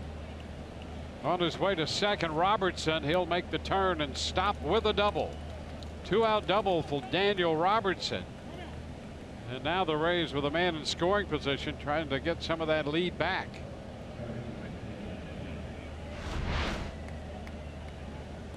Well, there's another one of those sliders that just hung, stayed up, flattened out. And Robertson right on it. Good pitch recognition and drives it with authority out into left center field. Maybe that's a shot that gets him going again.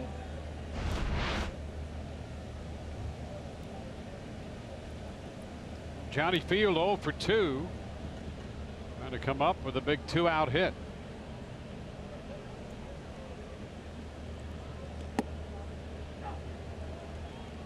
Strike 1.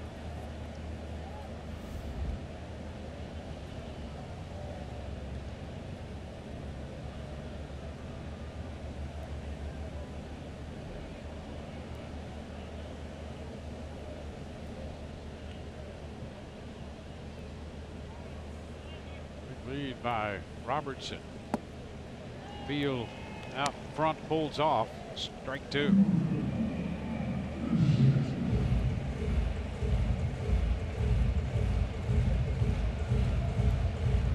Down that lineup.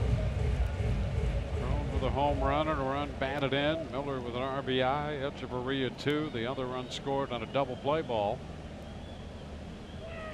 Check swing, a little ground ball to the right side. Dozier steps on the bag. No runs, a double, and a man left on second. Bottom of the 6th coming. 5-3 Tampa Bay.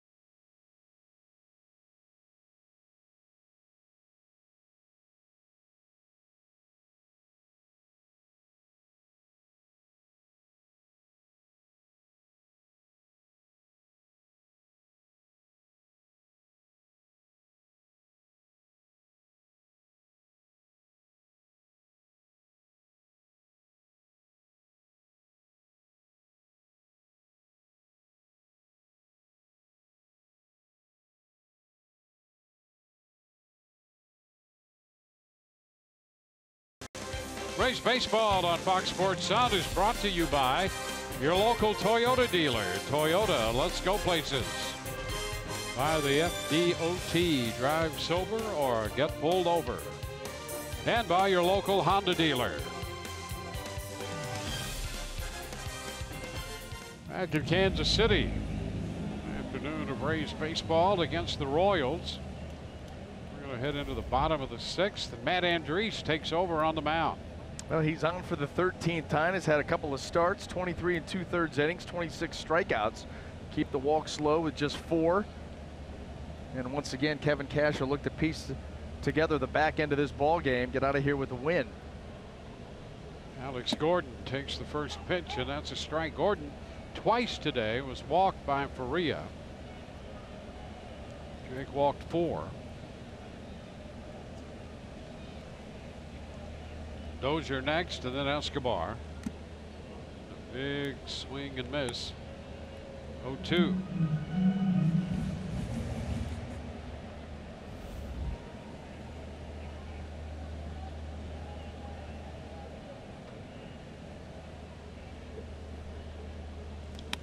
Ground ball, short right. Right out there is Echeverria. His throw to Miller is in time. 6-3 out of the shift. 1 away.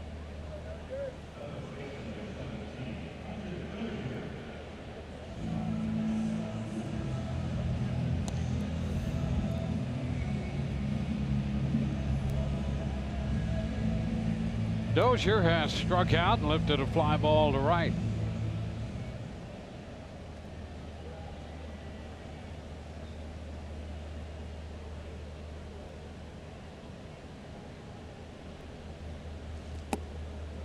Want to know the count?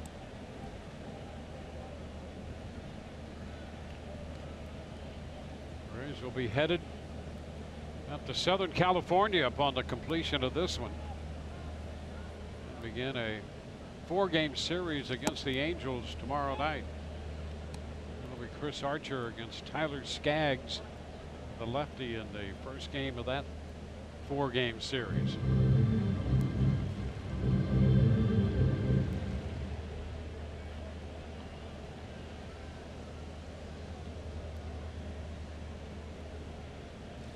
Ground ball foul. 2-1.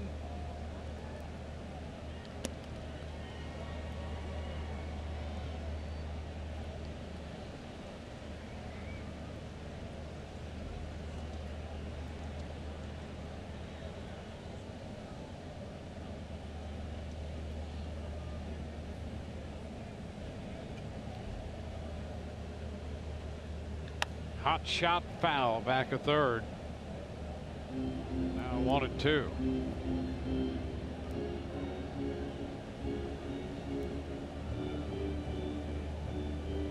Faria worked 4 1/3, Rowe 2/3. And now it's Matt Andriese.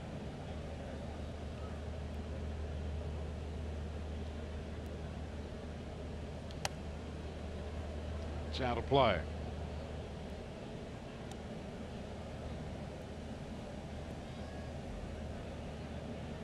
Phillies have beaten Baltimore 4-1. Indians shut out Detroit 6-0. And the Pirates beat the White Sox 3-2. Another foul ball third base side.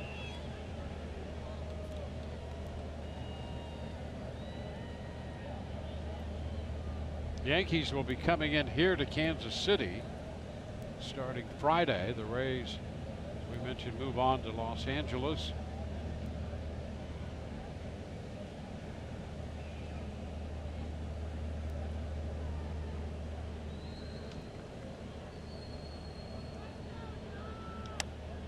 Lifted down the right side, long run field, digging hard, and that ball's going to be out of play. Great hustle, but the ball out of play, no chance for Field. He was determined if that ball was playable not to see it drop in play. It's been a long at bat. You're looking to make that catch and move on to the next guy. It's been a good little battle here between Dozier and Andriese. This will be the 8th pitch coming of the at bat.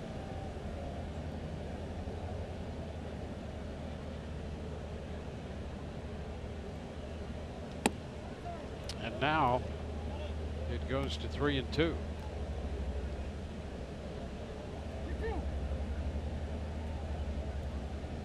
On deck, now CD's Escobar.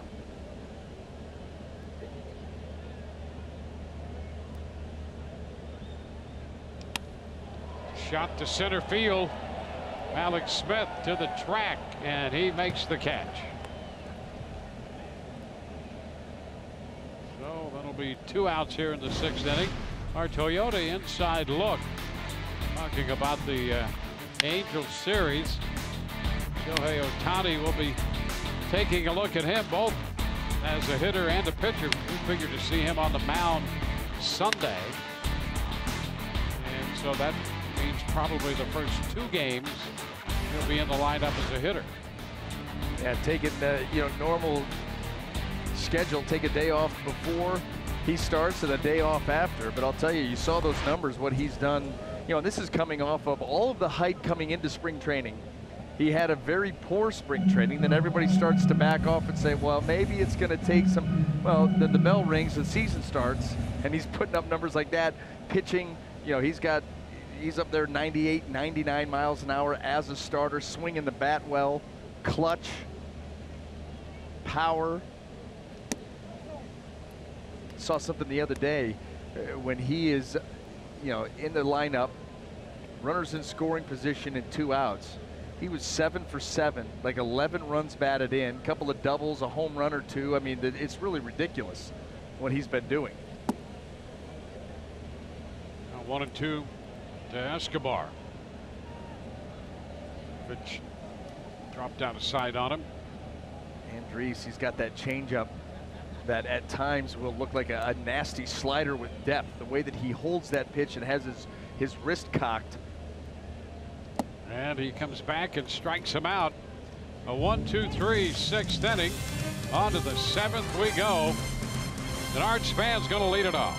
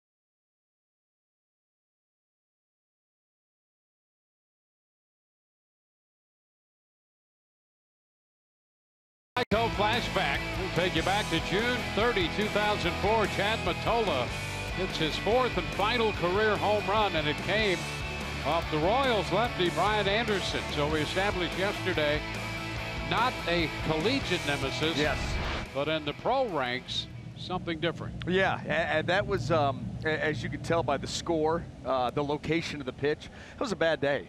That was a butt-whooping day, and Chad Mottola capped it off there with that blast out to deep left field. But you know what? Here's the thing. If you want to throw pitches like that out over the heart of the plate, what do you expect? That's what happens. Take your beating like a man and get better. I like the way you handle it. I love the disgust. It's so funny when you go back and you watch those old highlights and giving up that shot and getting the ball back, blowing the bubble, thinking I mean, if you could fight yourself on the mound right then and there, you would. 1-0 the count here to Denard Span leading off. There's a strike. It's 1-1. through 6 innings, Hamill had made 70 pitches, 46 strikes, and as it turns out, 17 of 27 first pitch strikes. So he recovered from earlier in the game. The last couple of innings have been better. The Rays now trying to build something. Fly ball left. That's going to drop for a base hit. Extra base is coming for Span. He'll go into second base with a double as Gordon finally digs it out along the sidewall. And Denard Span is 2 for 4.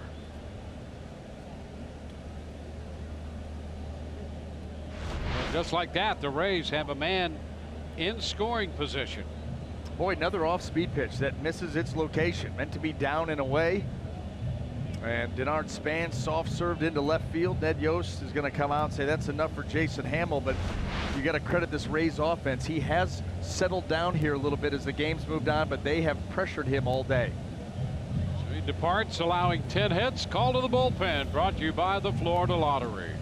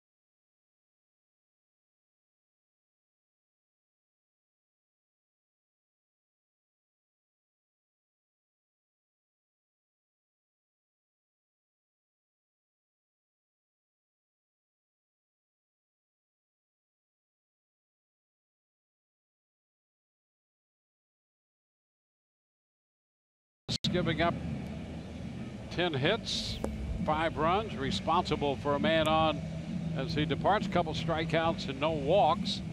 73 pitches for Hamill. He gives way to Brad Keller.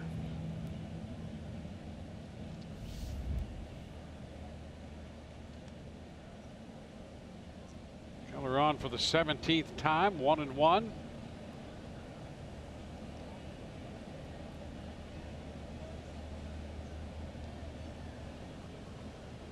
Has been on base all 3 times.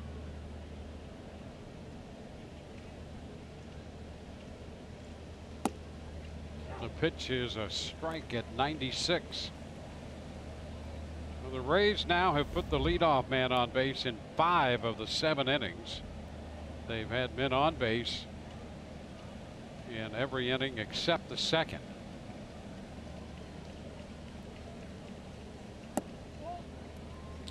It's 1-1.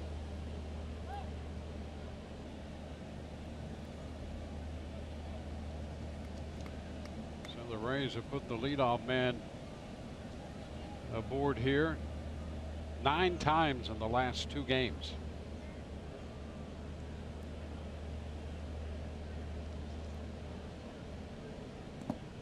Did he go after that one? He did not on the appeal. Well, a home run for the Rays DH, C.J. Cron, to lead off the 3rd inning. And we'll see the breakout there. 422 feet, 110.9 miles per hour.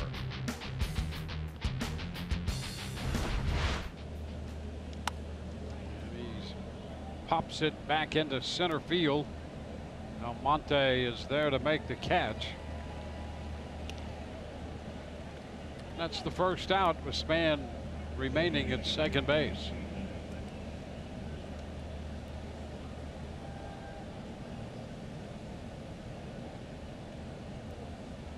Well, Brad Keller here in relief to face Joey Wendell now. Wendell had a base hit in the 5th inning, 1 for 3. Keller, a Rule 5 pick by Kansas City.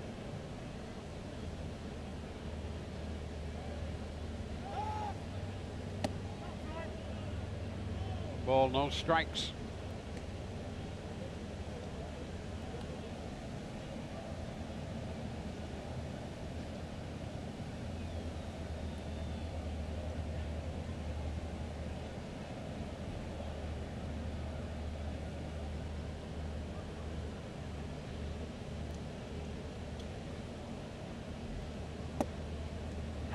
It's a strike and it's 1-1.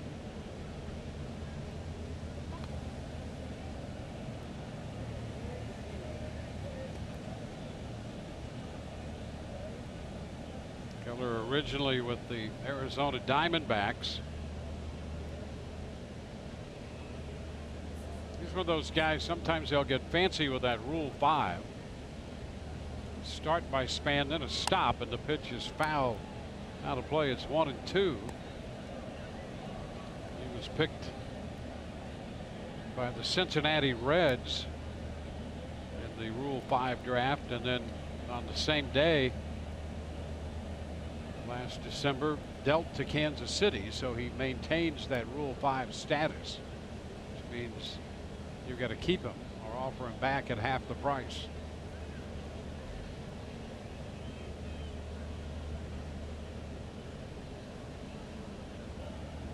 Keller, 22 years old.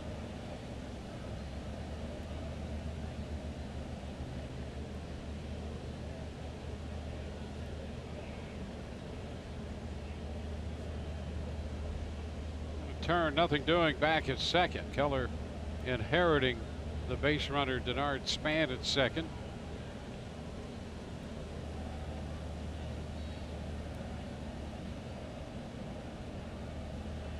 A Raptor loose in the ballpark here, or an undersized T-Rex. Who's going to check his ticket stub? Probably sit wherever he wants. Right now, looking for a docile giraffe. We know where there's one at. We do. Heading to the grasslands, hoping to avoid a pack of ravenous hyenas. 2-2. That poor even-toed animal.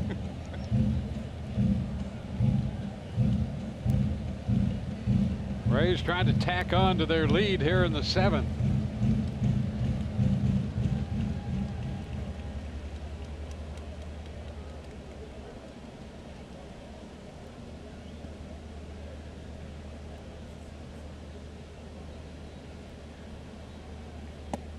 This one is down 3-2.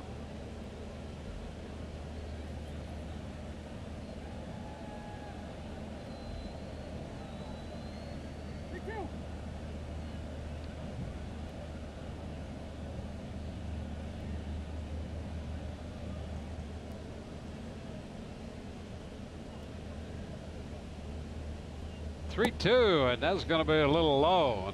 Nice take by Wendell, and he draws the walk. Ray's got a base runner earlier on a hit batter when Crone was hit by a pitch in the 1st. This is the first walk given up by Kansas City pitching.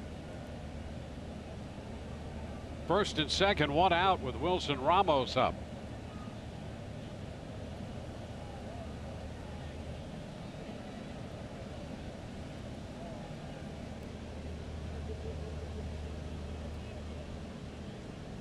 Ramos 2 for 3 today, has grounded into a double play and takes the pitch away for a strike. Fastball. That's 96 from Keller. Definitely has shown the ability to climb the ladder with velocity. Anytime you get a guy throwing this hard, you know, pitching coach and organization feels like they can turn that into something. Can't teach 97, 98. Yep.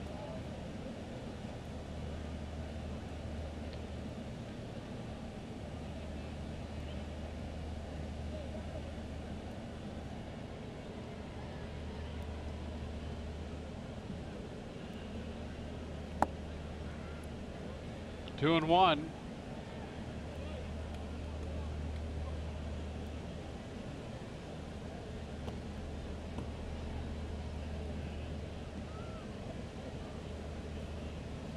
He spent last year at the AA level pitching in Jacksonville.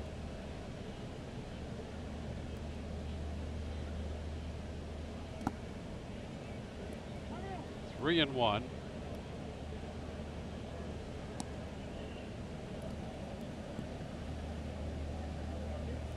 Miller on deck.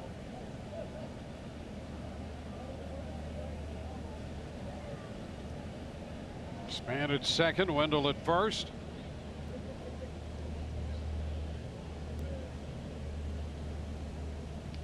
Little tapper out in front. Rez makes the throw to first. The runners advance to second and third. So Ramos with a little tap advances the runners. So two men will be in scoring position for Brad Miller.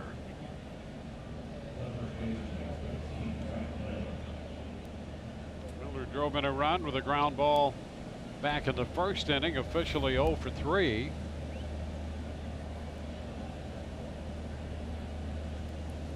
The Rays would love to pick up a base hit here and widen this lead again. It's down to 2, 5 to 3.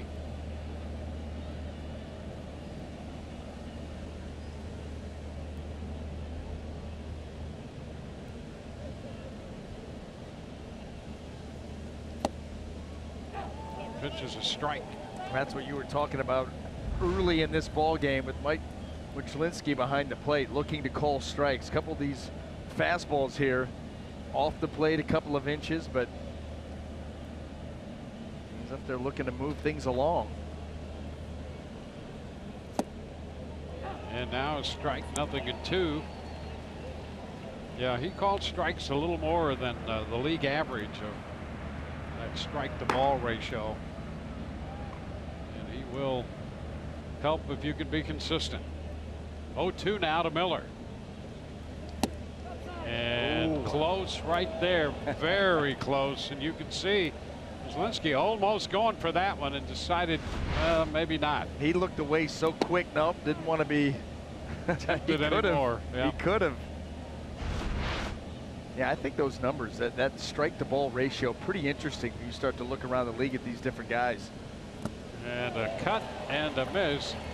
Miller out on strikes, and that ends the top half of the seventh. Rays hang on to a 5-3 lead.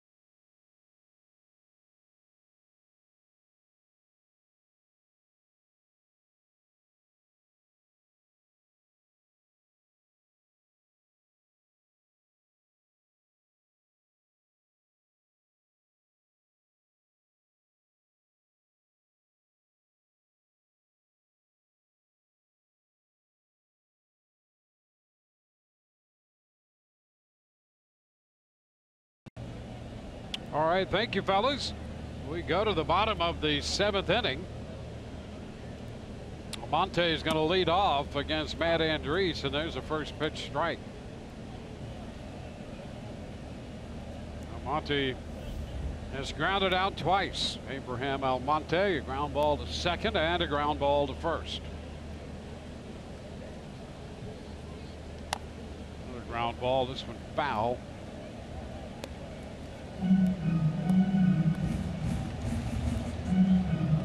3 of 4 1/3, rode 2/3, and Andriese had a 1-2-3 6th inning.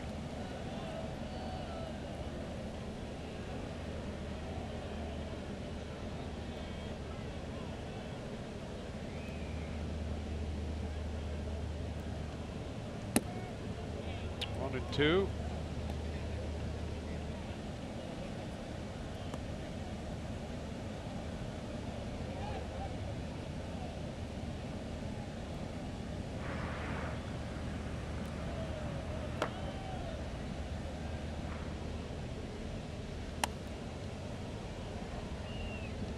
Still a ball, 2 strikes.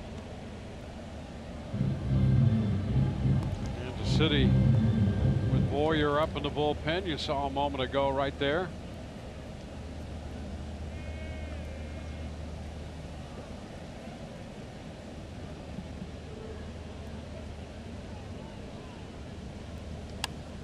Reaching and a popper on the left side. Robertson, fair ball back a third, makes the catch. So one gone here. MLB At Bat, your #1 Rays app. Customize your experience to catch every moment this season. Get Rays home screen icons and features such as the MLB TV Game of the Day, pitch tracking, in-game highlights, live radio broadcasts, stats, news, and more. Download MLB At Bat today. Back around to the top side of the order for Kansas City. And John Jay, who's been on all 3 plate appearances with a walk, a single, and a double. Pitch is too high, 1-0.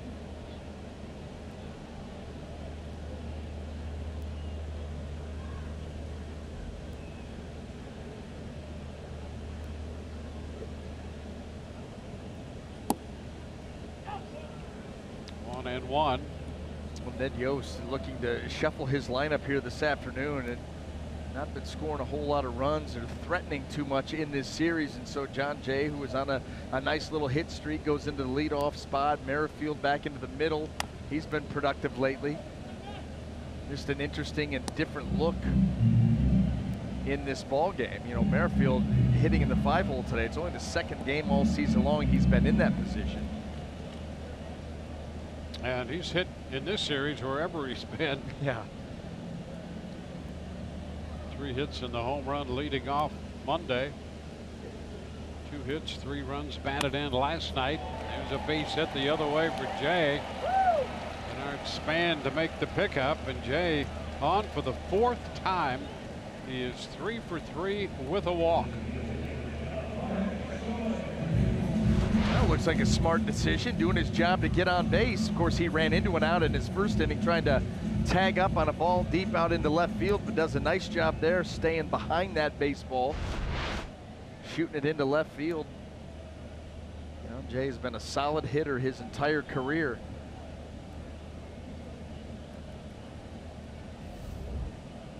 Now Jorge Soler, he doubled in a run and scored in the 5th.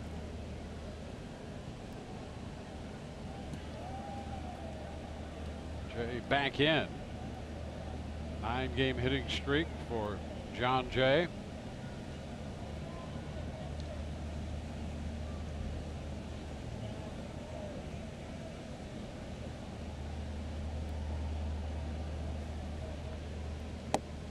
That's going to be a strike. Outside part of the plate.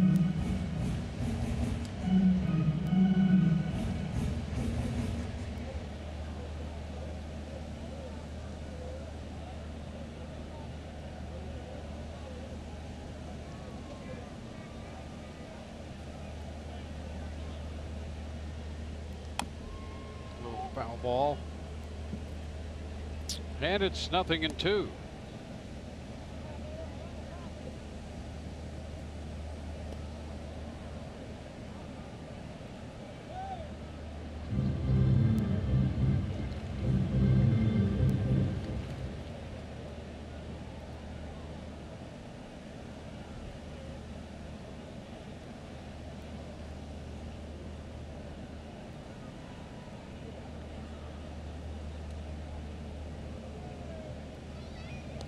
Keeping an eye on Jay over at first.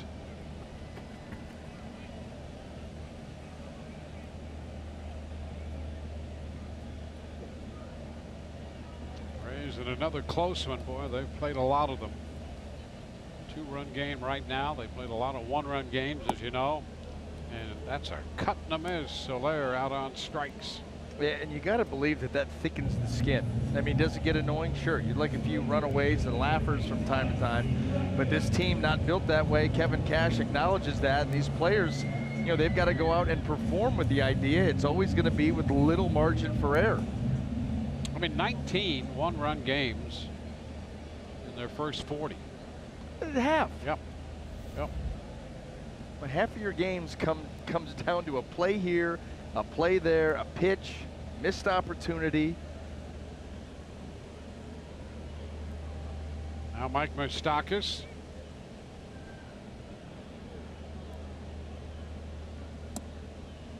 He's down and in. I mean, it really is a kind of baseball where a lot rides on every pitch. You got a 2-run game here. Put a guy on, now they've got the potential tying run at the plate with a guy who had 38 home runs last year. Yeah, gotta make pitches one at a time. And a big cut and a miss. It's 1-1.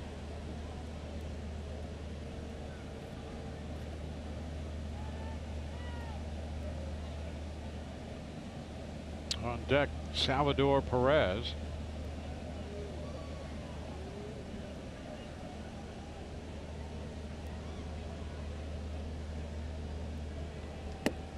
Two and one. Andres has given up 1 home run to the guys in the lineup today for Kansas City. And that home run was to Salvador Perez, who's on deck. So let's get Moustakas to end the inning and worry about Perez next inning. Yeah, and preferably, you know, somebody else coming out of that bullpen, as Kevin Cash will continue to mix and match here. The Rays have 7 outs to get. 2-1 to Moustakas. It's pop foul. Going to be tracked by Robertson, but he runs out of room. And it's 2-2.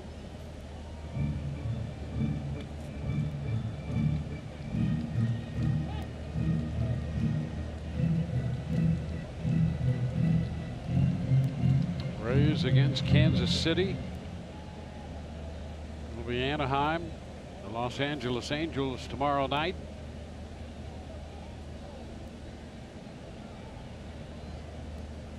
Rays have taken the first 2 to win the series, and now they're trying to sweep.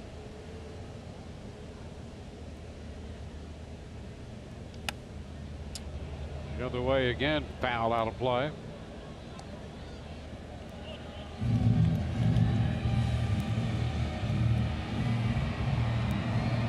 Rays attempting to sweep the Royals for the first time since August of 2011. That was at Tropicana Field. And for the first time on the road since July of 2009.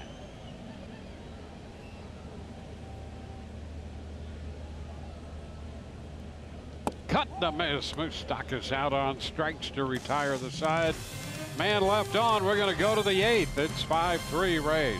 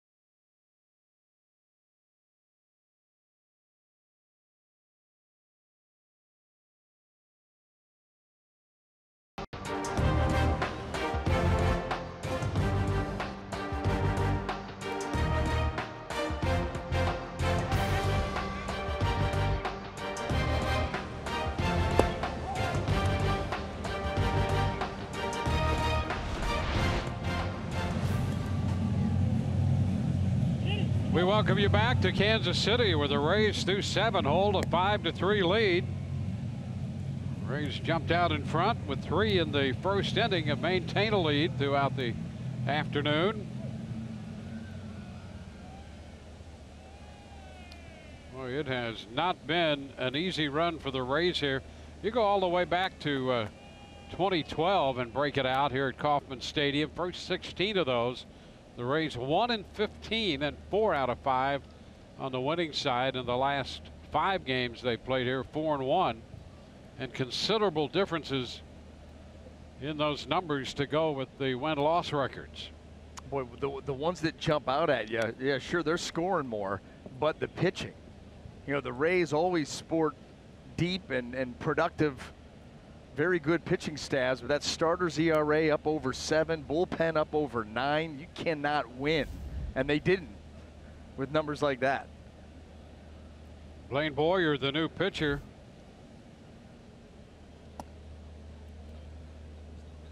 One and one to count. Hamill, Keller, and then Boyer. Yeah, there were stretches here. The Rays would come in here, and it was as if the Royals just couldn't wait for game time. Hot shot to short. Oh, what a pick by Escobar. Throw to first, got him. Boy, an outstanding play right there. That ball hit hard, coming up on the one hop hard, and the glove went up there to make the grab, and he throws him out. Well, now you know how it feels, Echeverria. That's what Escobar's thinking right now. We see Adaney doing this to guys all the time. Your Bonefish Grill fresh catch of the game, and that is a rocket line drive one hopper that goes way high on Escobar. He didn't even see that ball go into the glove.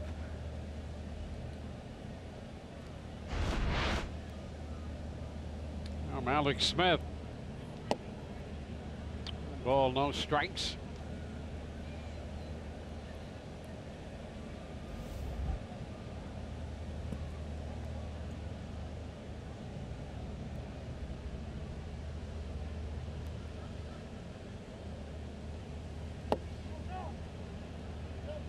Two and 0. Boyer coming off an inning and a third hitless and scoreless outing against Cleveland. On the 12th, had a couple strikeouts in that one.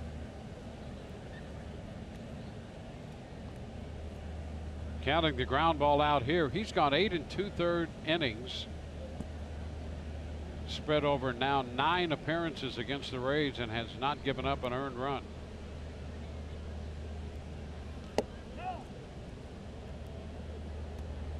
Three and 0 the count.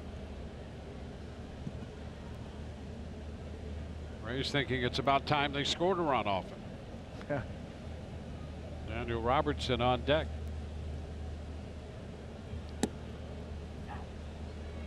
Three and 1.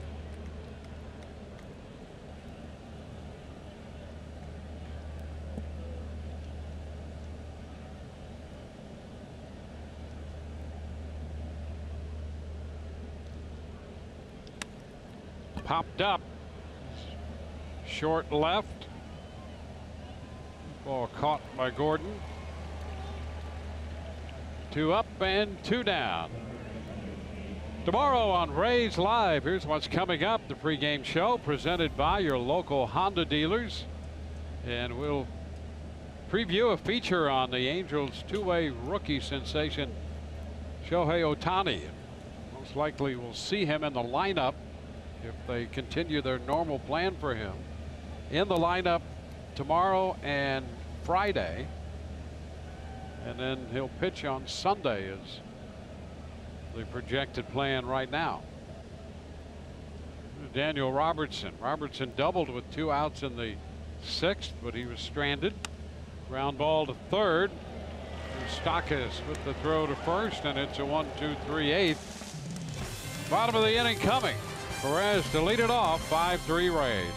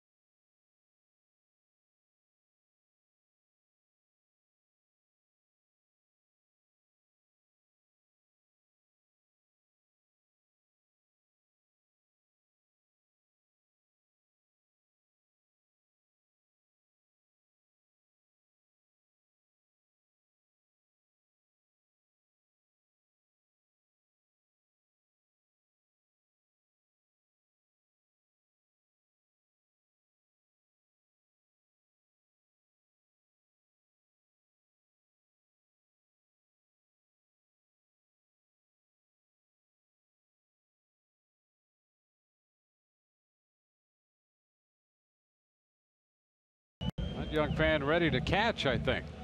He's got the mask already. The Rays hold a 2-run lead. Salvador Perez will lead it off. He'll be followed by Merrifield and Gordon. Middle part of the order for Kansas City.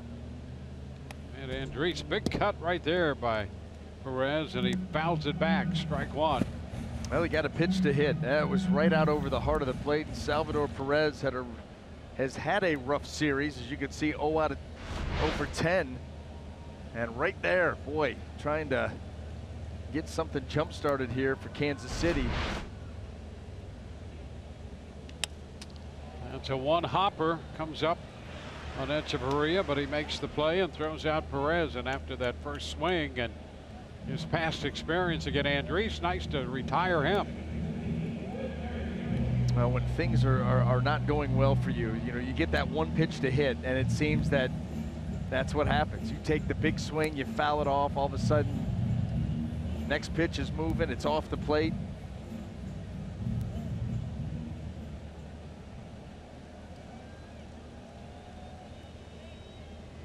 Whit Merrifield single to lead off the fourth and scored a run, extending his hitting streak to 10.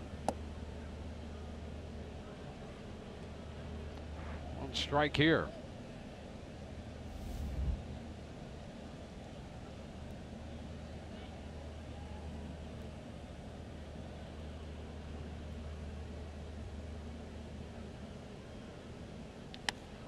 Fly ball into left, and Denard Span makes the catch. Closing to his left. Counting down outs. That's all you're doing now. 2-run lead, 6 outs to go. Now down to 4. Merrifield put a nice swing on that, but Denard Span in the right place at the right time.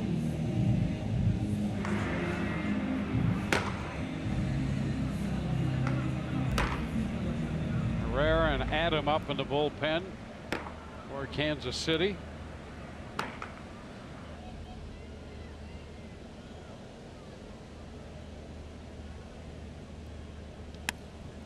That's a shot toward right center. Extra bases coming for Gordon. Smith with the pickup, and Gordon on his way to second with a stand-up double. He's on base for the 3rd time in this game.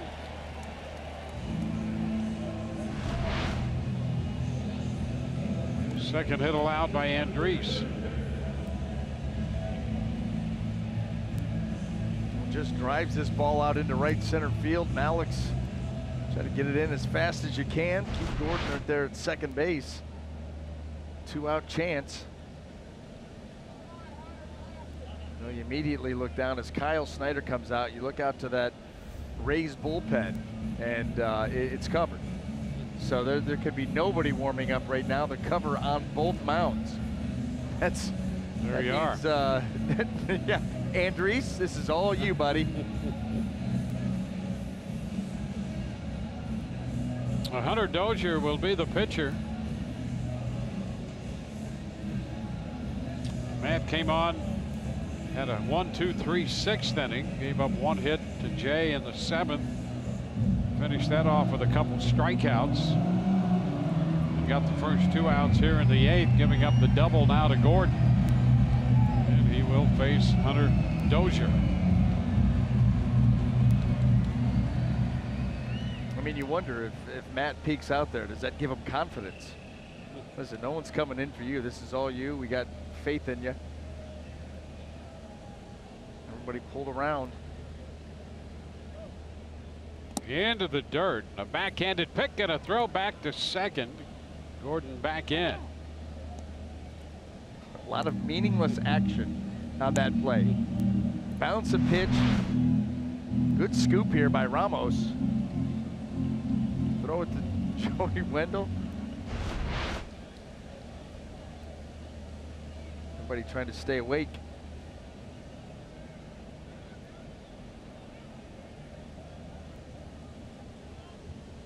The double for Gordon was his 4th. Little tap. That's going to be tough. Andres will hold it, and over to third goes Gordon. By the time Matt Andriese got there, no point in making a throw to first. Infield hit for Dozier. Hunter Dozier, a swinging bunt right here, right off the end of the bat, and just nothing to be done about it. Daniel Robertson's got too far to come. Matt Andriese falling off the first base side. No play for him.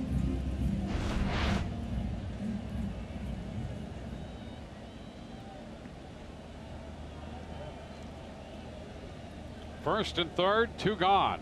Now Alcides Escobar 0 for 2. He drove in a run with a sacrifice fly to right in the 4th.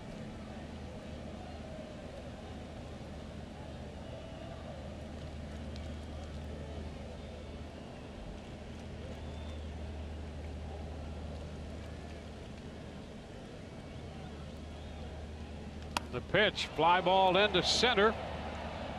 Alex Smith is there to make the catch, and that retires the side. No runs, a couple of hits, 2 left. On to the 9th, 5-3 Rays.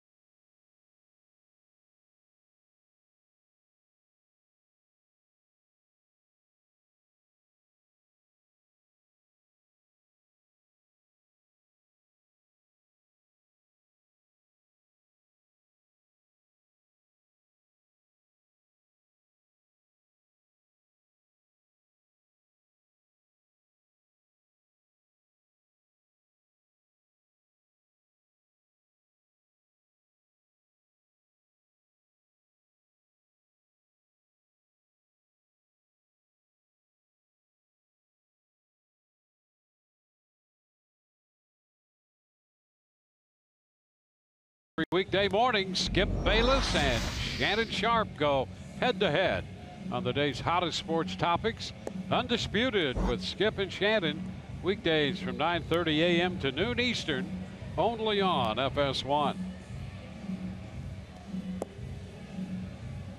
New pitcher Jason Adam takes over, the 4th of the day for Kansas City. The Rays saw him for an inning and a third here in the first game of the series when he picked up 3 strikeouts, gave up a hit. Man, showed a good fastball. He had that short little arm action, almost throws the ball like a catcher. But good velocity, good breaking ball. Is from here in the area down in Overland Park. And here is Johnny Fields stepping in against him. First pitch is a strike, 94.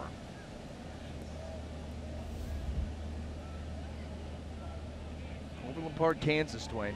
You like it? I do like it's it. It's a good spot. It is. This whole area is a good spot. It's so nice. 0-2.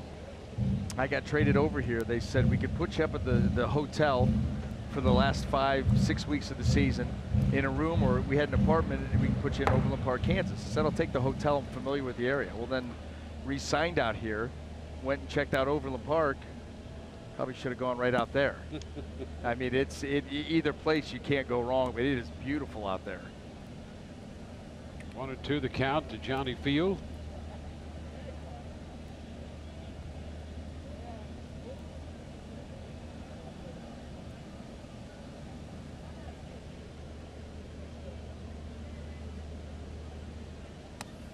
That's a foul ball back. Field getting the start in right today. Carlos Gomez on the disabled list with the groin injury. Matt Duffy on the sideline. They hope that he'll be back in a couple days with a little hamstring issue. 2-2.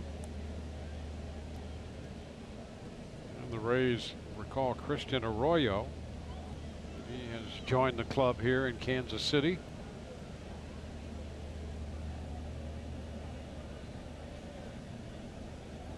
Made a quick trip up here. Swing and a foul tipped strikeout. So Field the first out in the 9th inning. Swing back around to the top of the order as we look at that strikeout pitch disappearing on Field. Boy, how about the depth on that breaking ball, and offering a glimmer of hope here for Ned Yost and that Kansas City Royal bullpen. It has been a much maligned bullpen, one of the worst in Major League Baseball, but Adams showing good stuff and some staying power.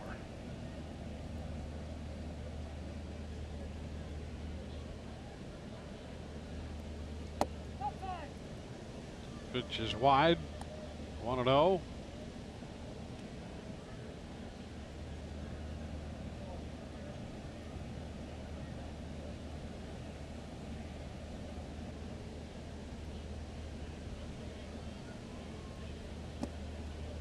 And this one disappears on Denard Span. How about that? So you saw the breaking ball to Johnny Field to put him away, and how about the changeup there to Denard Span? Watch this thing bury itself.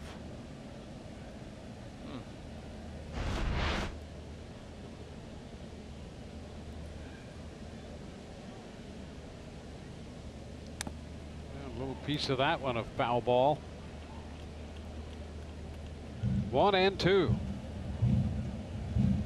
Well, Adam originally selected by Kansas City in the 2010 draft, and then found himself a few years later traded to the Minnesota organization, and then was injured, didn't pitch for a couple years, and re-signed back here with Kansas City after a brief stint in the Padres organization. He's looked good. 2 balls, 2 strikes. Well, there's plenty there to work with. There's no doubt about that. Velocity's good. The break on the curveball, the changeup. It's Alex Colomé in the bullpen for the Rays. Liner into right field. That will hang up and be caught by Jay. So line drive to right. Base is empty for C.J. Cron, who was hit by a pitch in the first and then hit a pitch 422 feet in the third to open that inning with a home run. His 10th of the year.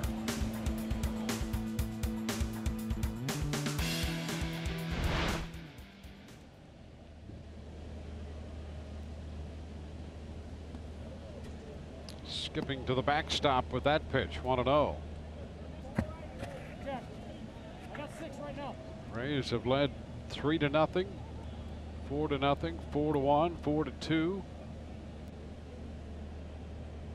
4-3, now 5-3.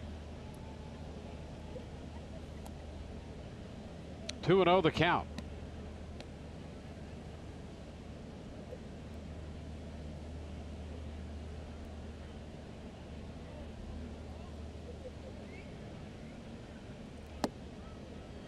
Two and one. Kansas City in the bottom of the 9th due to have Almonte lead off, then the top of the order, Jay and Soler. Big cut and a miss. Cron trying to get his 2nd home run of the day on that pitch. Yeah, he got a 95-mile-an-hour fastball out over the plate. Just power on power right there. This round goes to Adam. 2-2, and a swing and a miss on the breaking ball. 3 up, 3 down, go the Rays, and we head into the bottom of the 9th inning. It's a 2-run ball game. Alex Colomé coming in.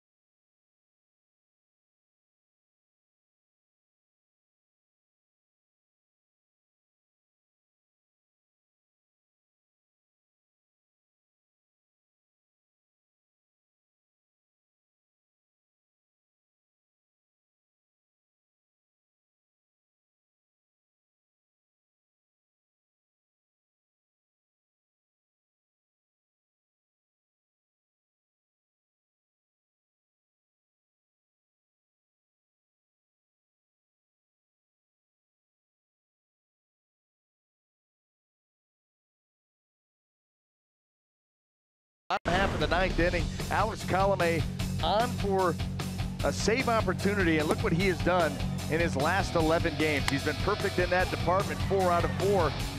1.54 earned run average, that opponent average of 182. He's done a much better job of mixing his pitches. More the four-seam fastball that's been sitting in the mid-90s. He's got a good cutter. Sometimes he'll turn that into a little bit of a slider. Either way, it's been effective, and he's looking for save number 9 here this afternoon. Well, Colomé worked the 9th inning last night, gave up a hit, no runs, and picked up a strikeout and his 8th save. 20th appearance, 8 of 10 in the save department, and 2 and 4 overall. He faces Abraham Almonte. 5-3 ball game. The pitch is up and away. Almonte 0 for 3 in this game and 3 for his last 32.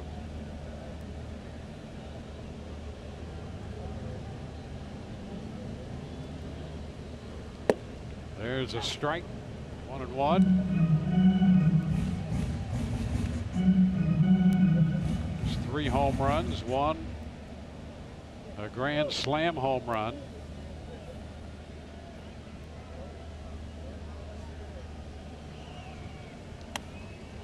It's fouled back, 1-2.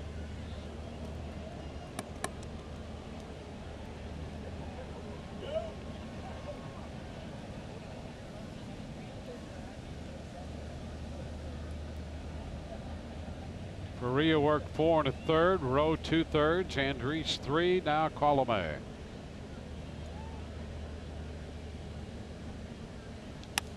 And there's a liner into center, going to fall for a base hit. Leadoff single for Almonte. Kansas City now with the leadoff man on, and they'll swing back around to the top of the lineup. Yeah, buckle up here. A nice job by Almonte. That pitch is not a bad pitch by Colomé, down and away, but he just slices it. The swing doesn't get too big. He doesn't try to pull it, and finds himself on first base here. Nobody out. John Jay. He's been on all 4 times in this game.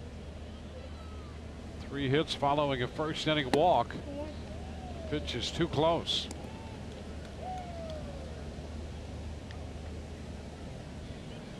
Colomé last night faced Dozier, Almonte, Goins, and Merrifield.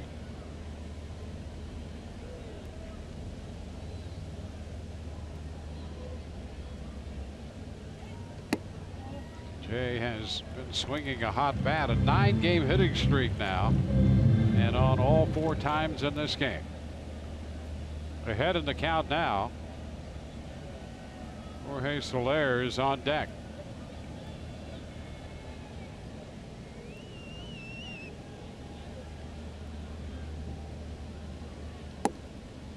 That's a strike. It's 2-1.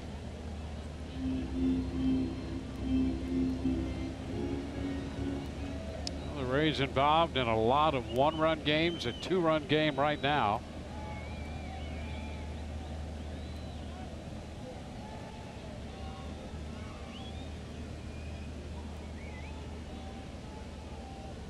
Ground ball outside of first, a foul ball evens the count. Got it in far enough. He got it in there far enough. There was no way for John Jay to be able to keep that ball fair. Try as he might. And this thing is tucked behind that left leg. Tell me, how do you keep that in fair territory?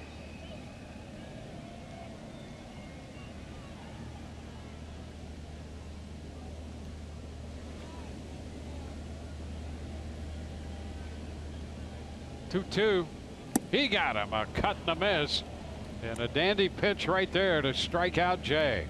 Yeah, call that a cutter all you want. That's a down and in slider, a back foot slider. Good depth on this pitch by Colomé. Not even sure that they wanted it there. It looked like Wilson Ramos is set up away, but that'll work.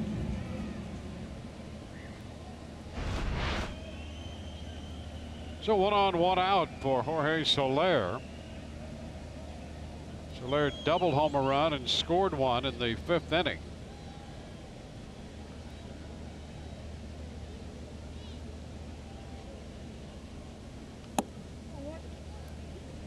A little bit wide there.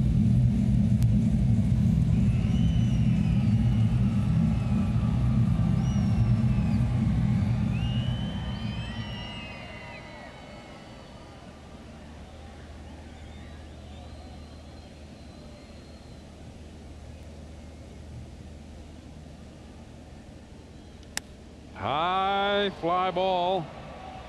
Malik Smith making the call, and he's got that one for out number 2.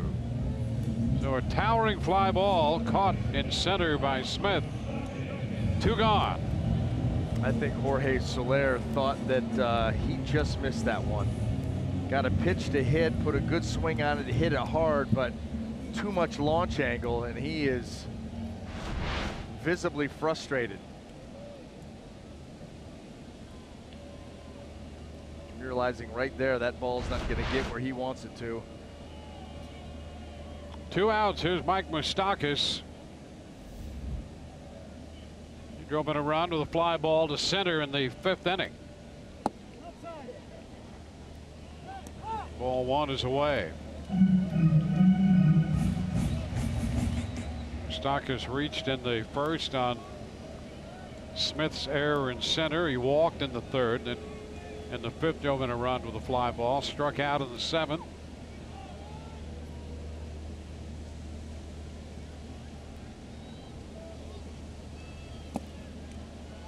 Two and 0.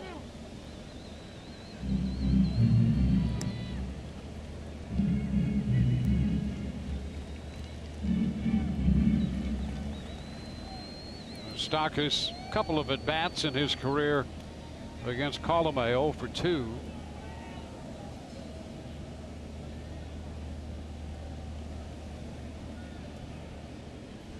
Monte single to begin the inning. He's at first with 2 gone. That's a strike. 2 and 1.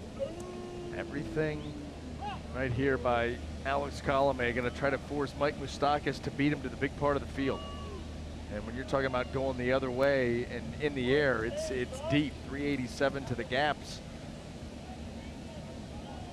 Deep in the gaps and close to a foot taller on that fence out there. Swing and a miss. It's 2 and 2. That might have been the pitch if you're Mike Moustakas. You know, Wilson Ramos again set up away. That ball cutting middle in.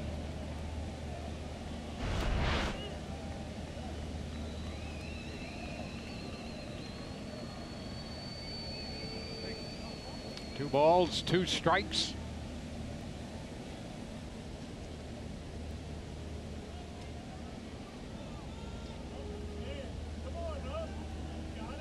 Runner goes, and the pitch hit on the ground, foul. So we'll do it again.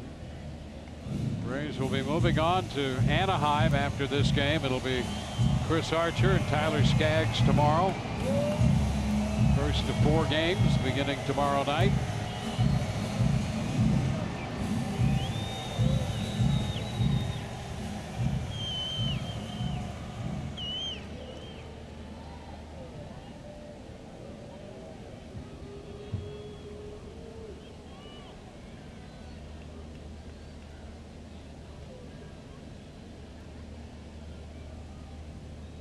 Two and a cut and a miss. This one is over. Moustakas out on strikes, and the Rays have swept the Kansas City Royals here in Kansas City. It's a 5-3 final as the Rays win their 19th game of the year. They go 19 and 22, scoring 3 in the 1st, another run in the 3rd on the C.J. Cron home run, a run in the 5th. Hang on to win this one 5-3, and here's the final pitch. Well, we're taking it below the zone with some depth to it. Got Mike Moustakas into swing mode, and he followed him right through the floor of that zone, and the Rays walk out of here with a sweep. A nice bounce back series after that disappointing 4-gamer in Baltimore.